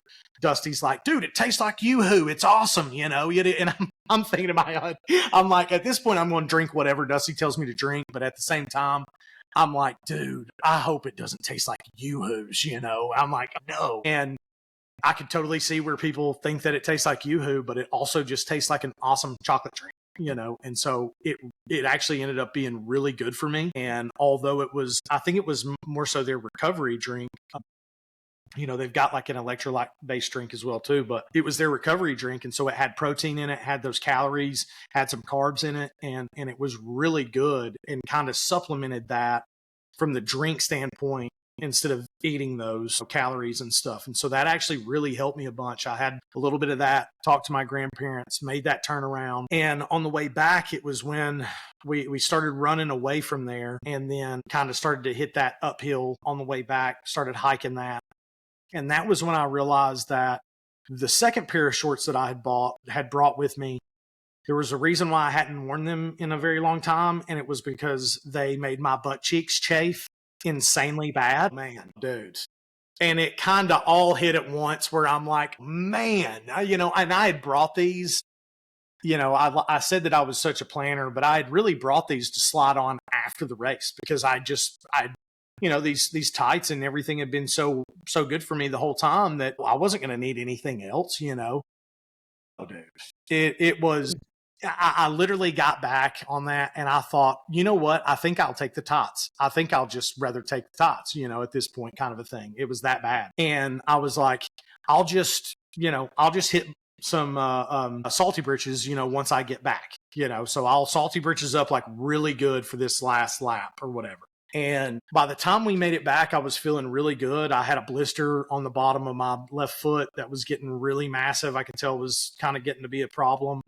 And it was right on the ball of my foot, but it wasn't a problem mentally at all at that point. And so I was really pushing through. I felt really good. And Dusty's sitting there telling me, the whole time, being somebody who's been in these races before, he knows not to tell me like, good job, you're going to get it done, like you're doing so well or whatever, he's in my ear going, all these people that are passing you think you're not going to finish this. Like, and that's the mentality that I have a lot of times. I don't look like a lot of these guys that are out here at these races.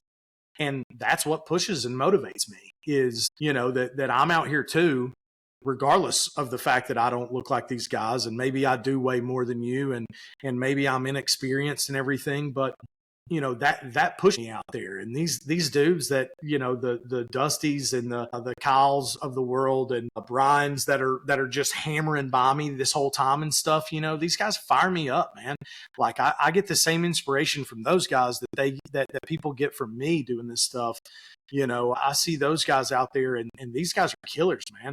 These guys are on a whole other mission. They're dialed in on a whole other level. And so, I may not look like any of these guys, but I know that at the end of the day that I can also still get it done, and that it's mind over matter a lot of times. And so Dusty's just filling my head full of that self-talk and really helping with it, and really giving me extra fuel that I honestly didn't even feel like I needed at the time of. But, he's telling me, he's like, this second out and back's the most difficult one. He was like, after this, he was like, you've only got a third of the course left, and that's really how I try to look at it. And I know a lot of people do that too, is piecing the course out into sections like that. And so I didn't necessarily have 35 miles to do. I had 3 loops to do, is kind of how 3 out and backs to do.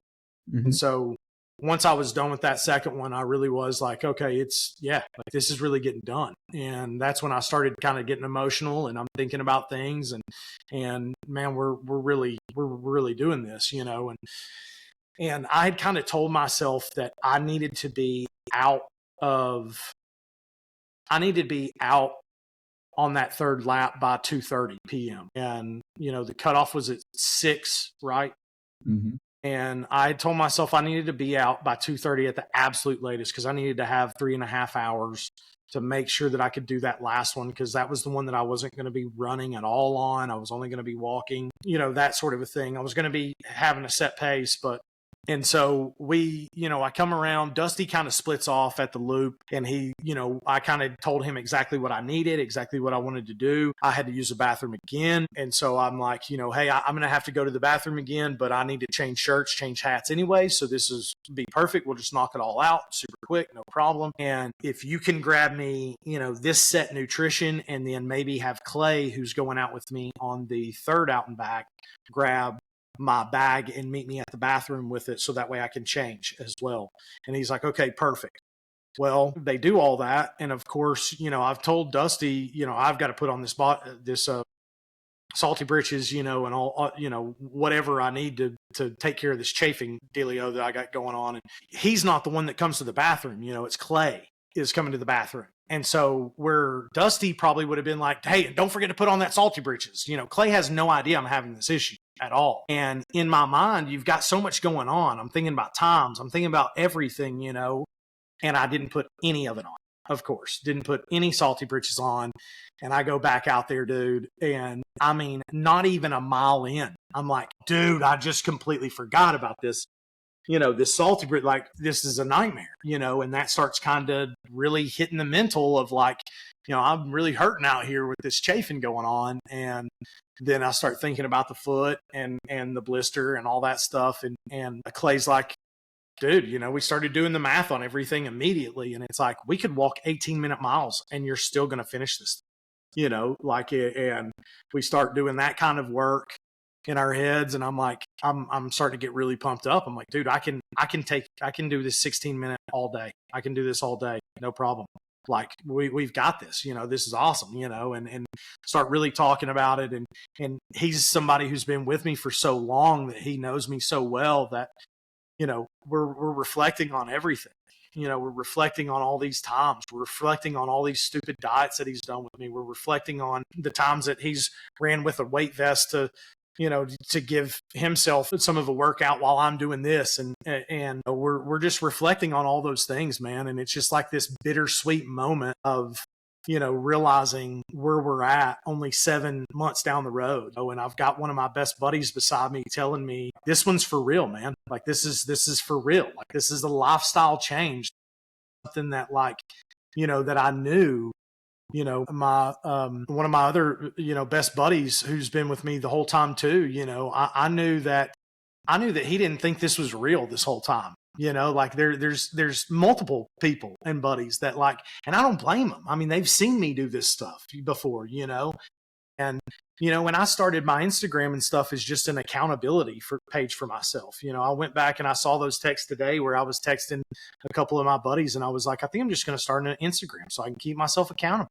I'm going to start posting on there and you guys are on there or whatever, it's going to help me keep accountable and it's going to be able to go back and I can look at these times and these achievements and these things, and it's really going to push me in the long run.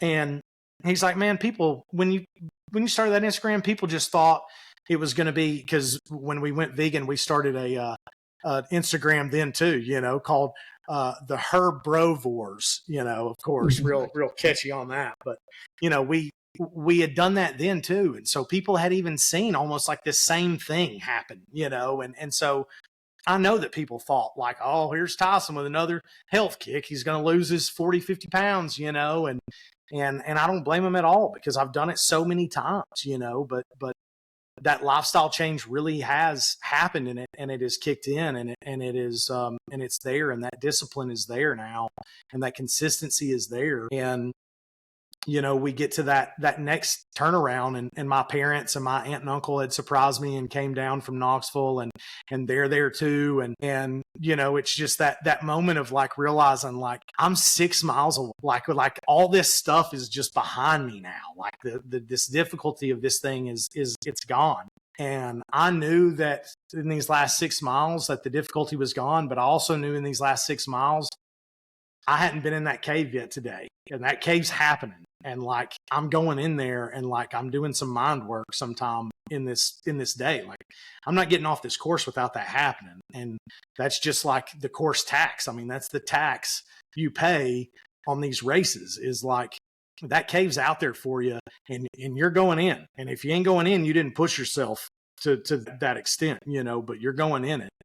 And so I just was kind of waiting. I was like, maybe not. Maybe I didn't push myself. And then I'm thinking, I didn't really have that experience in Helen because it was a little bit shorter of a race and I really was prepared for it.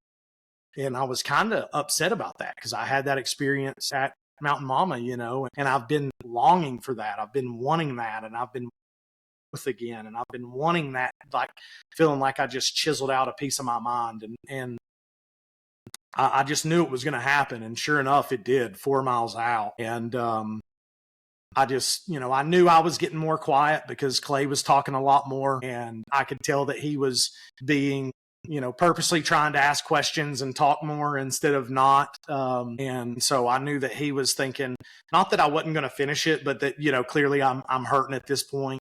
And I had to have been talking about my foot constantly.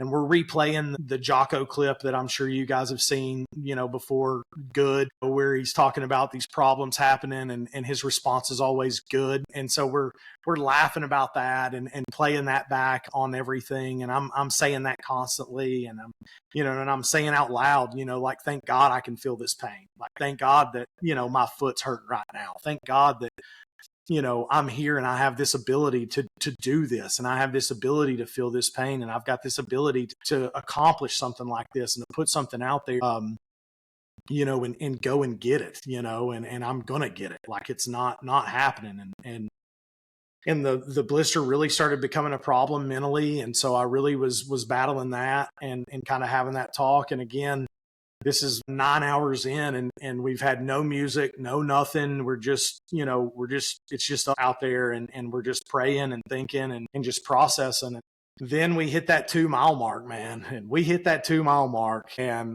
I start feeling like 3 or 4 little droplets of rain. And I'm like, I know it's not about to rain after it was supposed to rain that morning. Didn't rain that morning. We've had awesome weather all day. And I'm like, I know it's not about to rain at the end of this thing, And then it kind of stops for a second. And I was like, oh my gosh, me and Claire are like, thank God it did not rain, man. I was like, dude, are you feeling raindrops? And he's like, yeah, I'm feeling rain. And then we didn't feel it. And I was like, man, thank the Lord it didn't rain, dude. I would have been miserable. And then not even 5 minutes later, it just downpours. Oh, yeah. It just starts that downpour. The lightning hits. He's a firefighter, and he's one of the toughest dudes I know.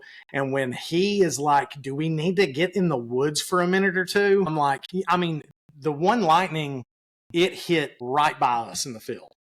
Right by us on the way back. And enough to where both of us kind of just stopped for a second and looked at each other. And he was like, dude, we may need to get in the woods. And I'm like, I'm not happy about it because we're right here. And I'm also thinking about my time. I'm like, man, we're going to get in early right now. Like I've been thinking this whole time, it's going to take me 10 hours. And we're about to be like almost 20 minutes early on this thing, man. And I was like, dude, I can't afford this. And he doesn't necessarily want to do that either, but he's just thinking about safety at that point, And so we space out like maybe 0.1 miles or something, just to kind of be further from each other and not right beside each other saying, hey, lightning, come get us. And we spaced out. And I remember thinking to myself, I was like, why have I had this adversity? And I'm thinking to myself, there's like 6 people on this course right now. We've had 100+ people on this course all day that didn't have to deal with this rain, that they didn't get this, And I'm thinking in my head, and I'm like, why am I the guy? Like, no way, dude. And I'm thinking to myself, if you had just been a little quicker, man, if you had just made better decisions, and I'm like starting to get hard on myself, of like, this could have all been avoided. And this should push you to like do better the next time and stuff. And I'm like almost having like that situation, as crazy as it is, of like a why God moment of like why would you do this, man? Like, no way that this rain's happening. And I really feel like in the middle of that, he gave me light at the end of the tunnel of seeing other people on the course ahead of me. And I was like, what? I was like, dude, how are these people up here, and it's by no means no disrespect to any of the other competitor, the guys out there. Everybody did an insane job, but everybody knows when you see people out there on the course like that, you just get that energy from them. And you can use that as fuel. And it's listen, I'm not in a competition at all with anybody but myself when I go to these things. I know I'm not going to be first, so I'm not even worried about it. You know what I mean? I'm here to complete races and to push myself in the process. But just, seeing those people will give you that drive. And sometimes it can hurt you too. You can push yourself too much and then blow up yourself. But I was like, man, we're hammering down these next 2 miles. I don't care if it's raining the whole time or not. We're hammering down. We're going to sub 15. Like, we're going to try and do sub 15s right now. And we're going to try and really make up this time. And we're going to try and make it in that corral before these other guys get back in that corral. And if I've got stuff in the tank, we're running. I'm running the loop in. I'm running the loop in if I've got it in the tank, And, we set the pace. Clay set it for me and helped me. And we made it happen, and we just hammered down. And it was almost like that rain was just like a gift, man. It was like a gift of how my mental went and switched in that amount of time, and just going from complete adversity to feeling like it was like an answer almost. And then sure enough, Clay split off from me, and bro, we're both almost crying as I split off from this guy. He's telling me how proud of me that he is. And I'm telling him how thankful I am for him. And for him sticking it out with me all these years, and that, he's never going to have to worry about that again. And he and I have something really tough planned for this summer that, a multi-day thing that I haven't announced that we're going to be doing starting on June 9th, that we're going to raise some money around as well, that I'm really excited to announce here in the next month or so. So we're talking about that, and we're talking about, really what we've done and what I've just accomplished, on this Sunday in Athens, Tennessee. And he splits off from me, man. And I just start picking up those feet, dude, and just start moving to the line. And man, that feeling, dude, that feeling of when it's in the bag, and that it's nobody but yourself. And that's one thing that Dusty has told me. He won't even let me give him any credit, because it's just it's all you. And I really felt that. This is where that long drawn out backstory that all these people have had to listen to comes into play, of me just replaying all these people in my head, all these guys in my head that have been out there with me. And put in the time and the miles with me and have given up their time with their families and with other people that they love to push me. And these mamas out here without their sons, without their boys that I've grown up with, that I hope that they can be proud of me in the midst of that, and that makes them think about their boys. And because I certainly think about them all the time, and I think about those moms. And a few of those moms commented on my mom's post, for me completing it, and that's everything to me. That's everything to me, and that's my why. That's why I'm out here doing it, is for other people who can't, and for these guys that unfortunately, for whatever reason, I won't know that answer until I get up there with them. But unfortunately, their lives were cut shorter than mine, and I've been a poor steward of my time and of my faith and of my energy, of my body, most importantly, and of my potential. I've been such a poor steward, and that's why I have that on my Instagram profile. And some people have asked, why does it say poor steward? And that's a reminder to myself of how poor of a steward I've been this whole time, and how dare I, when I have all this potential and all this life ahead of me, and there's moms without their boys, that don't have that opportunity. And so I want to push to do that, and to push other people to do the same, and to realize their potential as well. And when I rounded that corner, man, there was just something in me that, the old Tyson, a little bit of the old Tyson gets left out there every time. You asked me about the picture and stuff. We talked about it, if you could post a picture of me, with my shirt off, in there, and me screaming at the finish line and stuff. And my response was that the old Tyson would have said no. Like, here's a photo, here's a better photo of me with my shirt on. But the new Tyson wouldn't have picked another photo in my camera roll, and that's the God's honest truth. And the Tyson that, started that race wouldn't have done that, but the one that ended it, wants nothing but that to be the picture, because I'm incredibly proud of myself for the first time in decades. And I'm proud of myself and the man that I've become, physically, mentally, and spiritually. And that final loop that day, man, it was everything to me. And it's where I realized that. And I was like, you know what, dude, all these other guys, when they come across this finish line, are ripping their shirts off, or doing this or doing that, or they've already had their shirt off for 10 miles anyways. And it's like, you know what, dude, I'm proud of this, and I'm proud of what I've just accomplished. And I want everybody that has decided to stay for whatever reason, these 30 people that have decided to stay after doing their race that day and being out there all day, decided to stay and cheer me on. I want them to see what this means to me too, and that I'm serious about this, and that we're not going back. And this is the start of something that will continue throughout the rest of my life. My identity isn't being the funny fat guy anymore. My identity is that I'm Tyson Black, and I'm a trail runner, and I'm an ultra runner. And this is what I enjoy doing. And I love being out on the trails. I have found so much peace, so much solitude. I have relinquished so much pain out there. I've found so much power in my faith out there.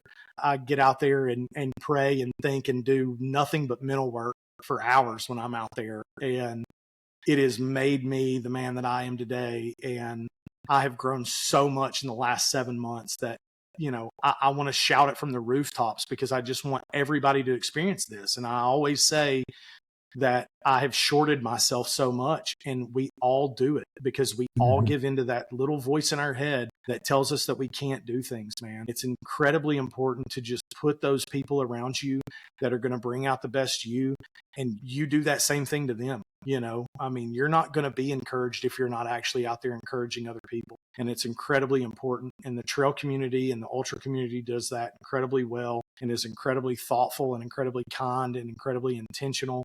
And there's been so many people that have reached out to me and that have lifted me up, both large and small account, and people that I would have never thought would have even known who Tyson Black was 7 months ago, and I'm incredibly humbled and grateful for literally all of it, man. And I could not have picked a better race than Gong Loco to be out there doing what I did on Sunday. And man, that finish line will be in my head until the day I die, dude. It's like in my DNA.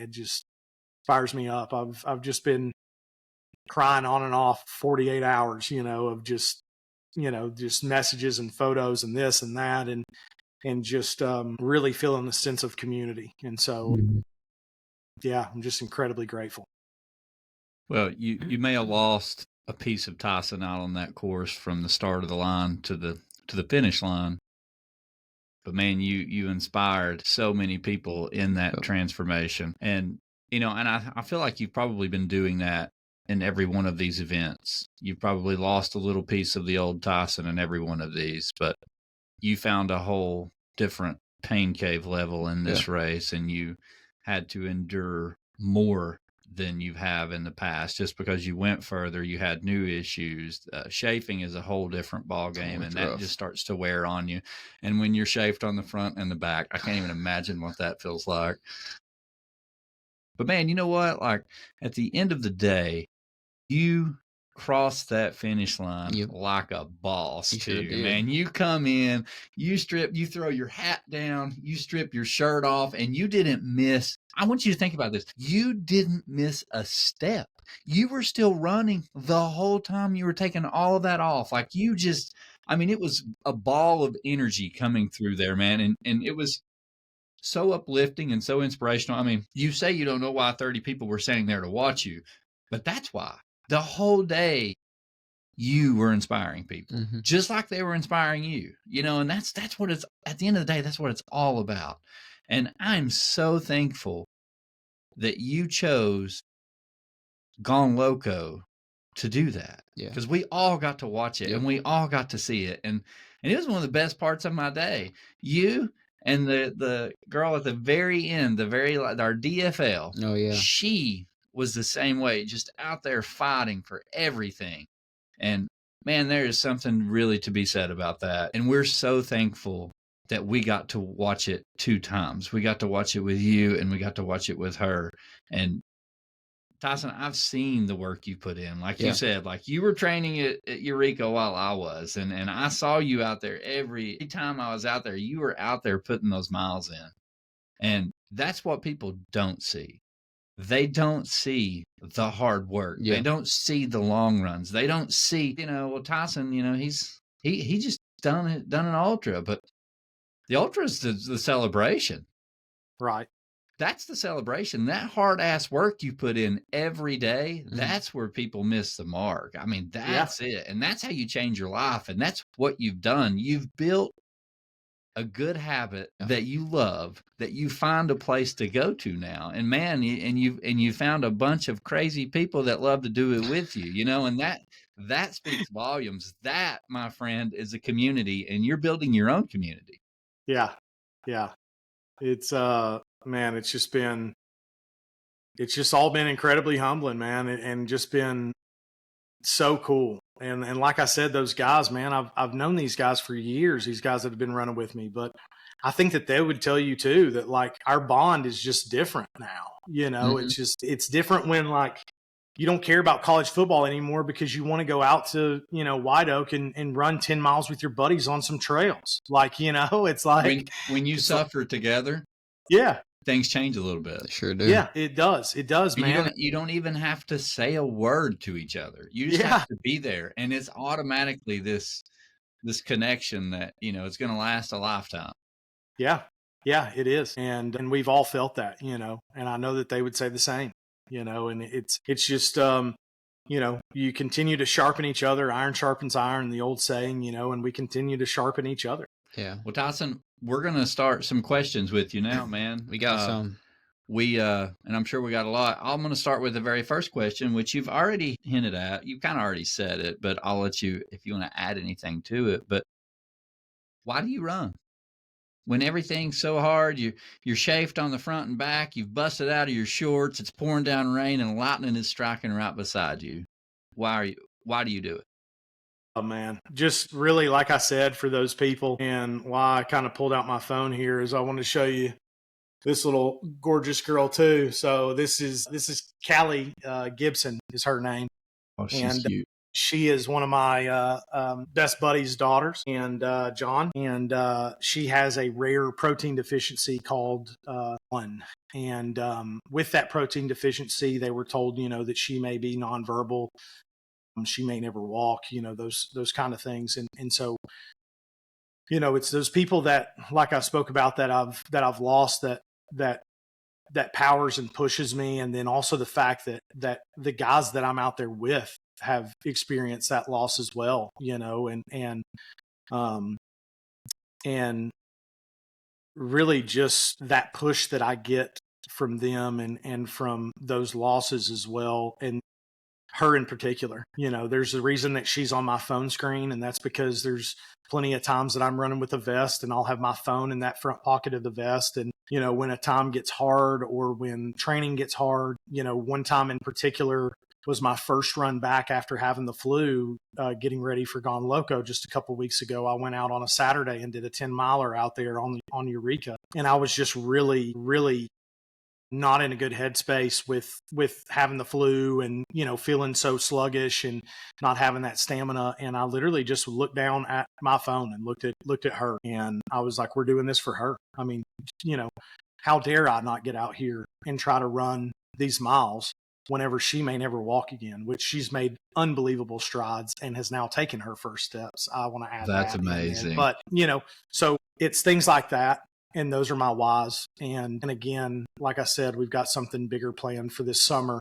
And this has been planned since actually October of this past year, because when I first started, September, because when I first started, I realized very early on that you can have a lot of whys, but one that will keep you going is one that kind of forces your hand to keep you going. So one thing that I want to make sure and do every year while I'm continuing this lifestyle is to pick someone or some purpose every year that I can run for and raise money for. And regardless of what that may be with an organization or with a person or with, anything in general, something that I can do. And so that's why I'm hoping to maybe every year partner with a different organization to try and raise some money for different nonprofits is kind of the theme and what I'm thinking there. But, that's just another way to keep you in that and to give you more whys, I guess. Absolutely. And great answer. Mr. Williams? All right, now, these are listener questions, Tyson. Yeah, so we don't know what you're going to have here, but this might even be some of the people. Well, and I sent it out to my world as well too. So if any of my buddies were to have said something, then who knows?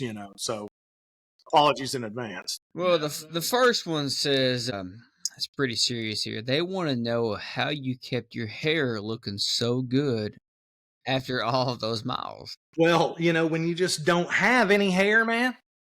You just don't have to worry. You only have to worry about the mustache and the beard, and I've had the same stash and beard for so long that I don't even have to worry about that anymore. But I do appreciate that. I lost my hair at 24, so it's not been a problem for a long time. David, that was one of your buddies. David's hair challenged as well, so he understands. Yeah.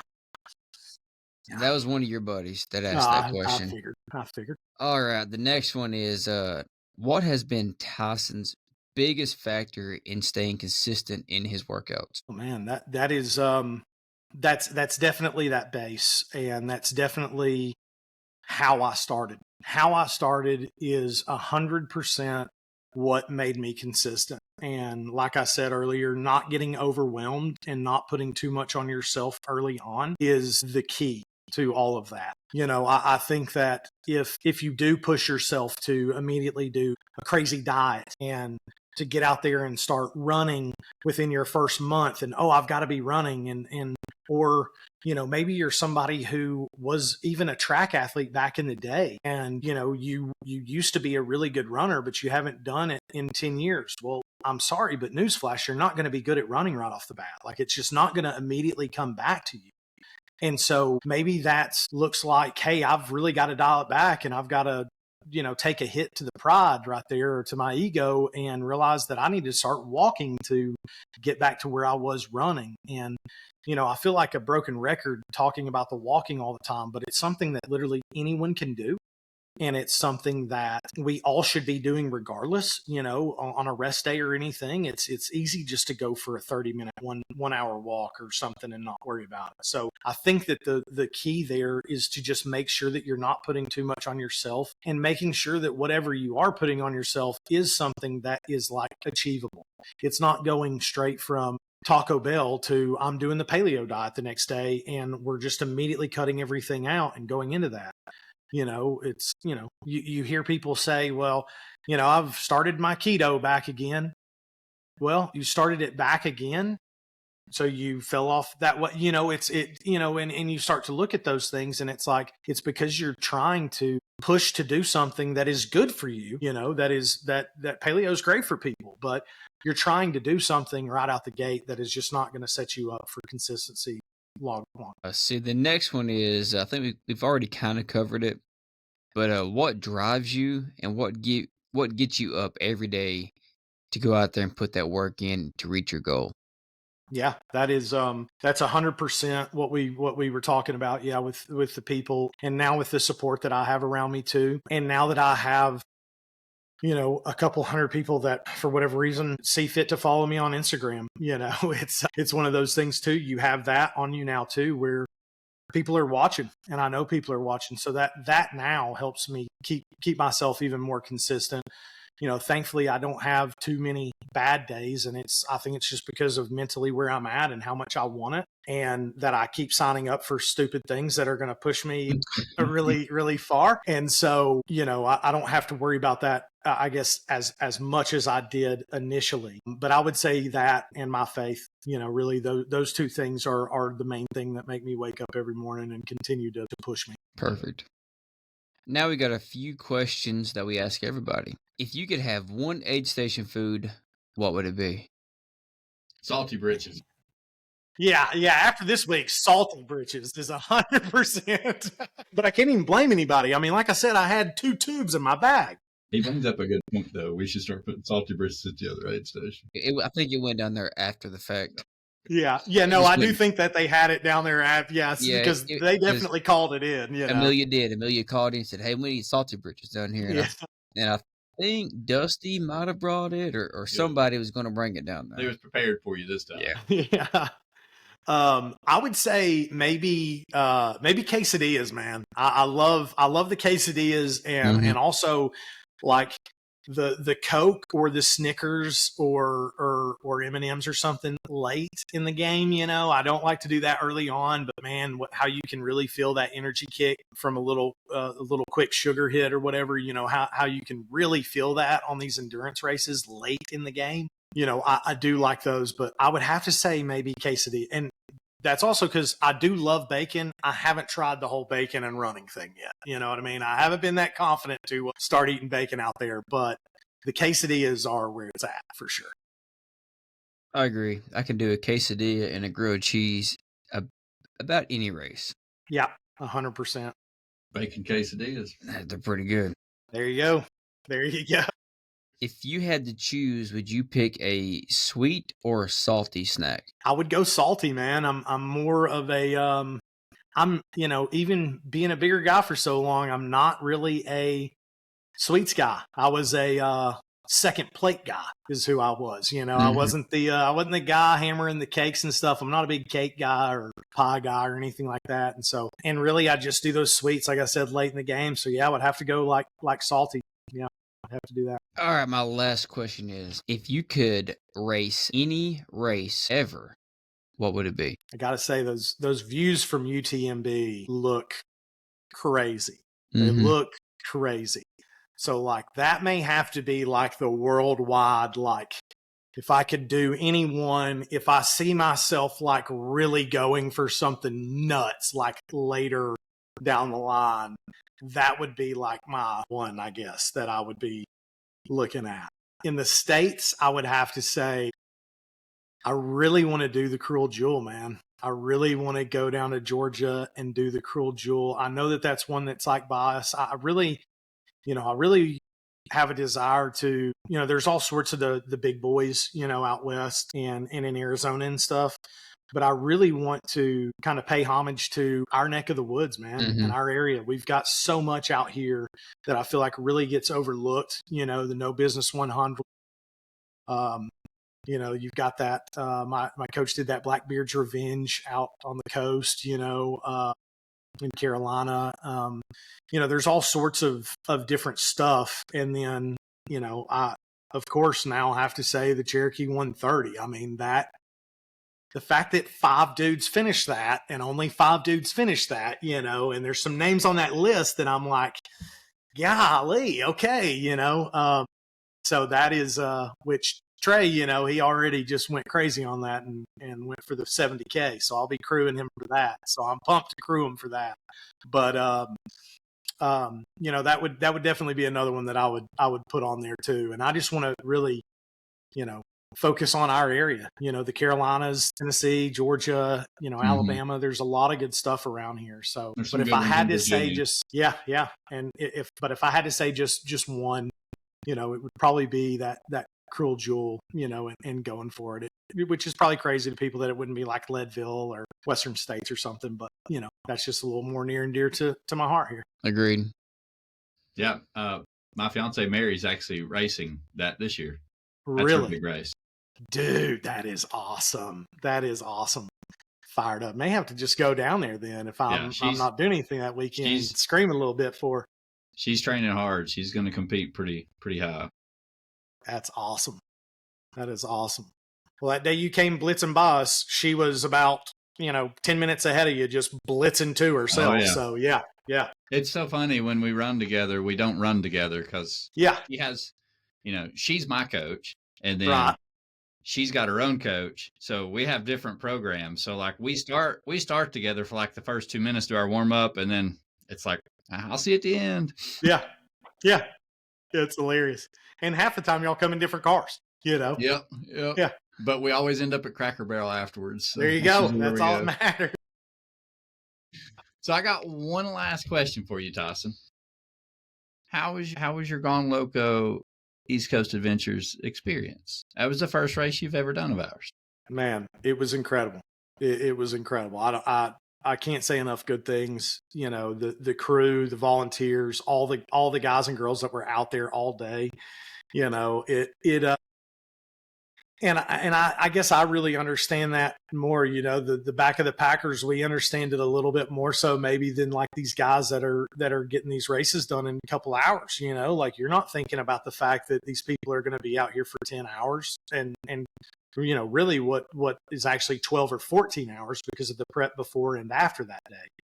And so, you know, they get nothing from that, you know, as far as that, but it's other people in the community who also race themselves, who want to see these people succeed. And that's another thing that I'm looking forward to as well. I'm a Terra ambassador this year. And another thing that I was going to talk to you guys about, because after having that experience, you know, I want to come volunteer for a couple of y'all's races, you know, this year, you know, with my schedule and what I'm planning and everything.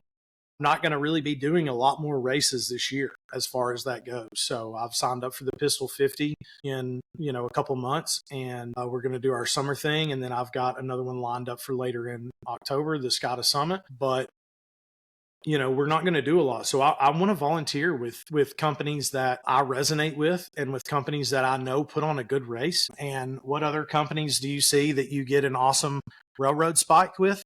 You know, I don't need Metal Mondays when I've got Railroad Spike Mondays. You know what I mean? So way cooler. And this is sitting on my desk at work and will continue to sit there to remind me of my accomplishments and to not stop. But man, my experience was incredible. And I knew it was going to be. And I knew it was going to be because you know, it's all about the leader of the pack. And it's all about from the top down. You know, the top of the chain looks good and is healthy.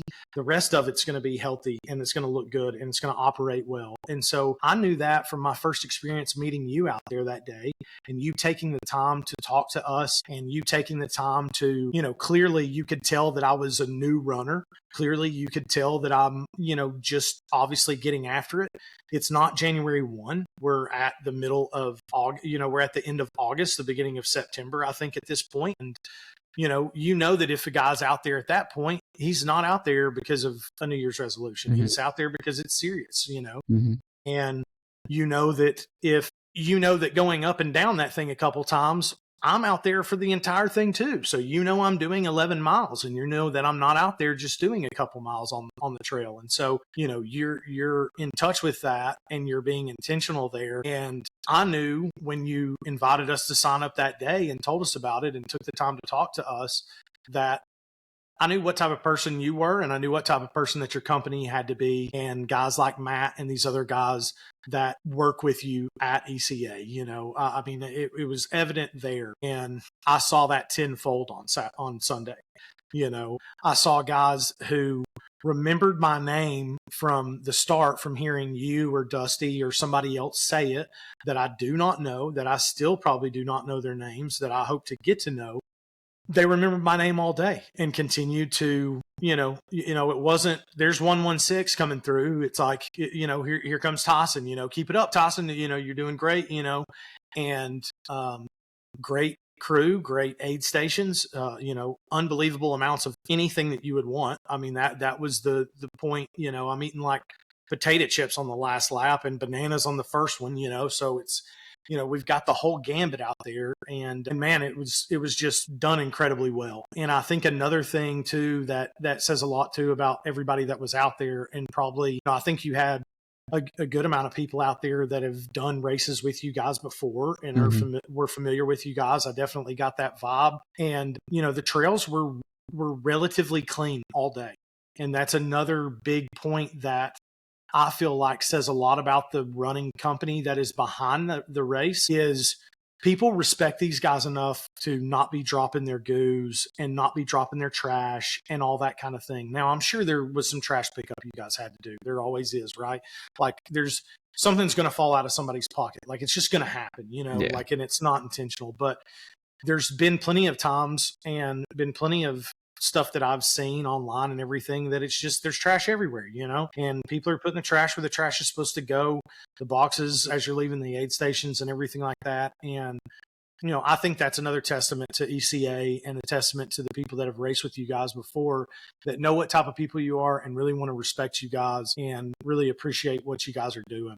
And I think it's super cool that the Cherokee 70 and 130 were added. And I hope to do one of those next year myself. And so I love what you guys are doing. And I'm an ECA fan for life now, and we'll be doing multiple races with you guys here on out, as well as volunteering for those races too, and supporting other people to hopefully go get after their first 50K just like I did.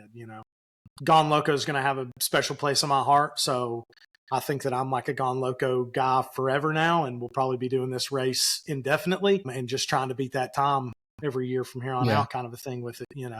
I want this to kind of be my staple race, I guess, going forward. That something that is on the calendar every February, regardless, doesn't matter what's going on. It's a given that we're going to be at Gone Loco, and we're just going to be going after it. Incredibly grateful to both you guys and the whole company and the whole team. A lot of y'all's team was out there, and whoever wasn't racing was volunteering, and it was just, it was awesome, man. It was a really good environment and just an incredible time. Incredible. Well, thank you, Tyson. Man, that's a very kind and very encouraging. Thank you so much. And you're right. We do have the runners that participate in our events. It's more like a family at this point. Like it is a lot of the same people, and they do take care of the trail. They know that's important to us, and we used to talk about that a lot, and we don't even really have to say it now. They just do it. And you'll even watch if there's a new person running, the person that has ran in our events or is on our team, they'll pick up the trash and throw it in the trash can for them, and that speaks a lot. But man, thank you. And you're right. There are a ton of races around here with a bunch of good race directors. I mean, you've done the Run Bum race. You're getting ready to do one of Brian Gages' race, which he's the race director for No Business. So, Tony and Kathy were out there helping us for a little while. You saw them. They actually they went bandit and ran on the course, but they're the race directors for Firewater and Three Sisters. So, it's just a huge family, man. It's awesome. And there's so many good races around here. So, I'm just thankful that we got to share that with you. And I mean, you earned every bit of that spot, man. Yeah. So we just ultimately want to say thank you for sharing your story, Tyson. Yep. I mean, you told told everything, and it was Probably amazing. too much. My mom's going to be like, good grief, man. You didn't even let these guys get a breath in. And I knew I was just going to over talk, man. You make our job easy when you talk. Me and Matt just get to listen, and we get to learn. And that's what's fun. I mean, the whole point of this podcast when we started it was to be able to tell your story. Yeah. And man, you just told it. You left it all out there, and how you started and where you're at and what's going to happen. And we're excited to see it. And, we'll all see you actually at Pistol. We're running an aid station and we're running. Yep. Oh, awesome. So, yes.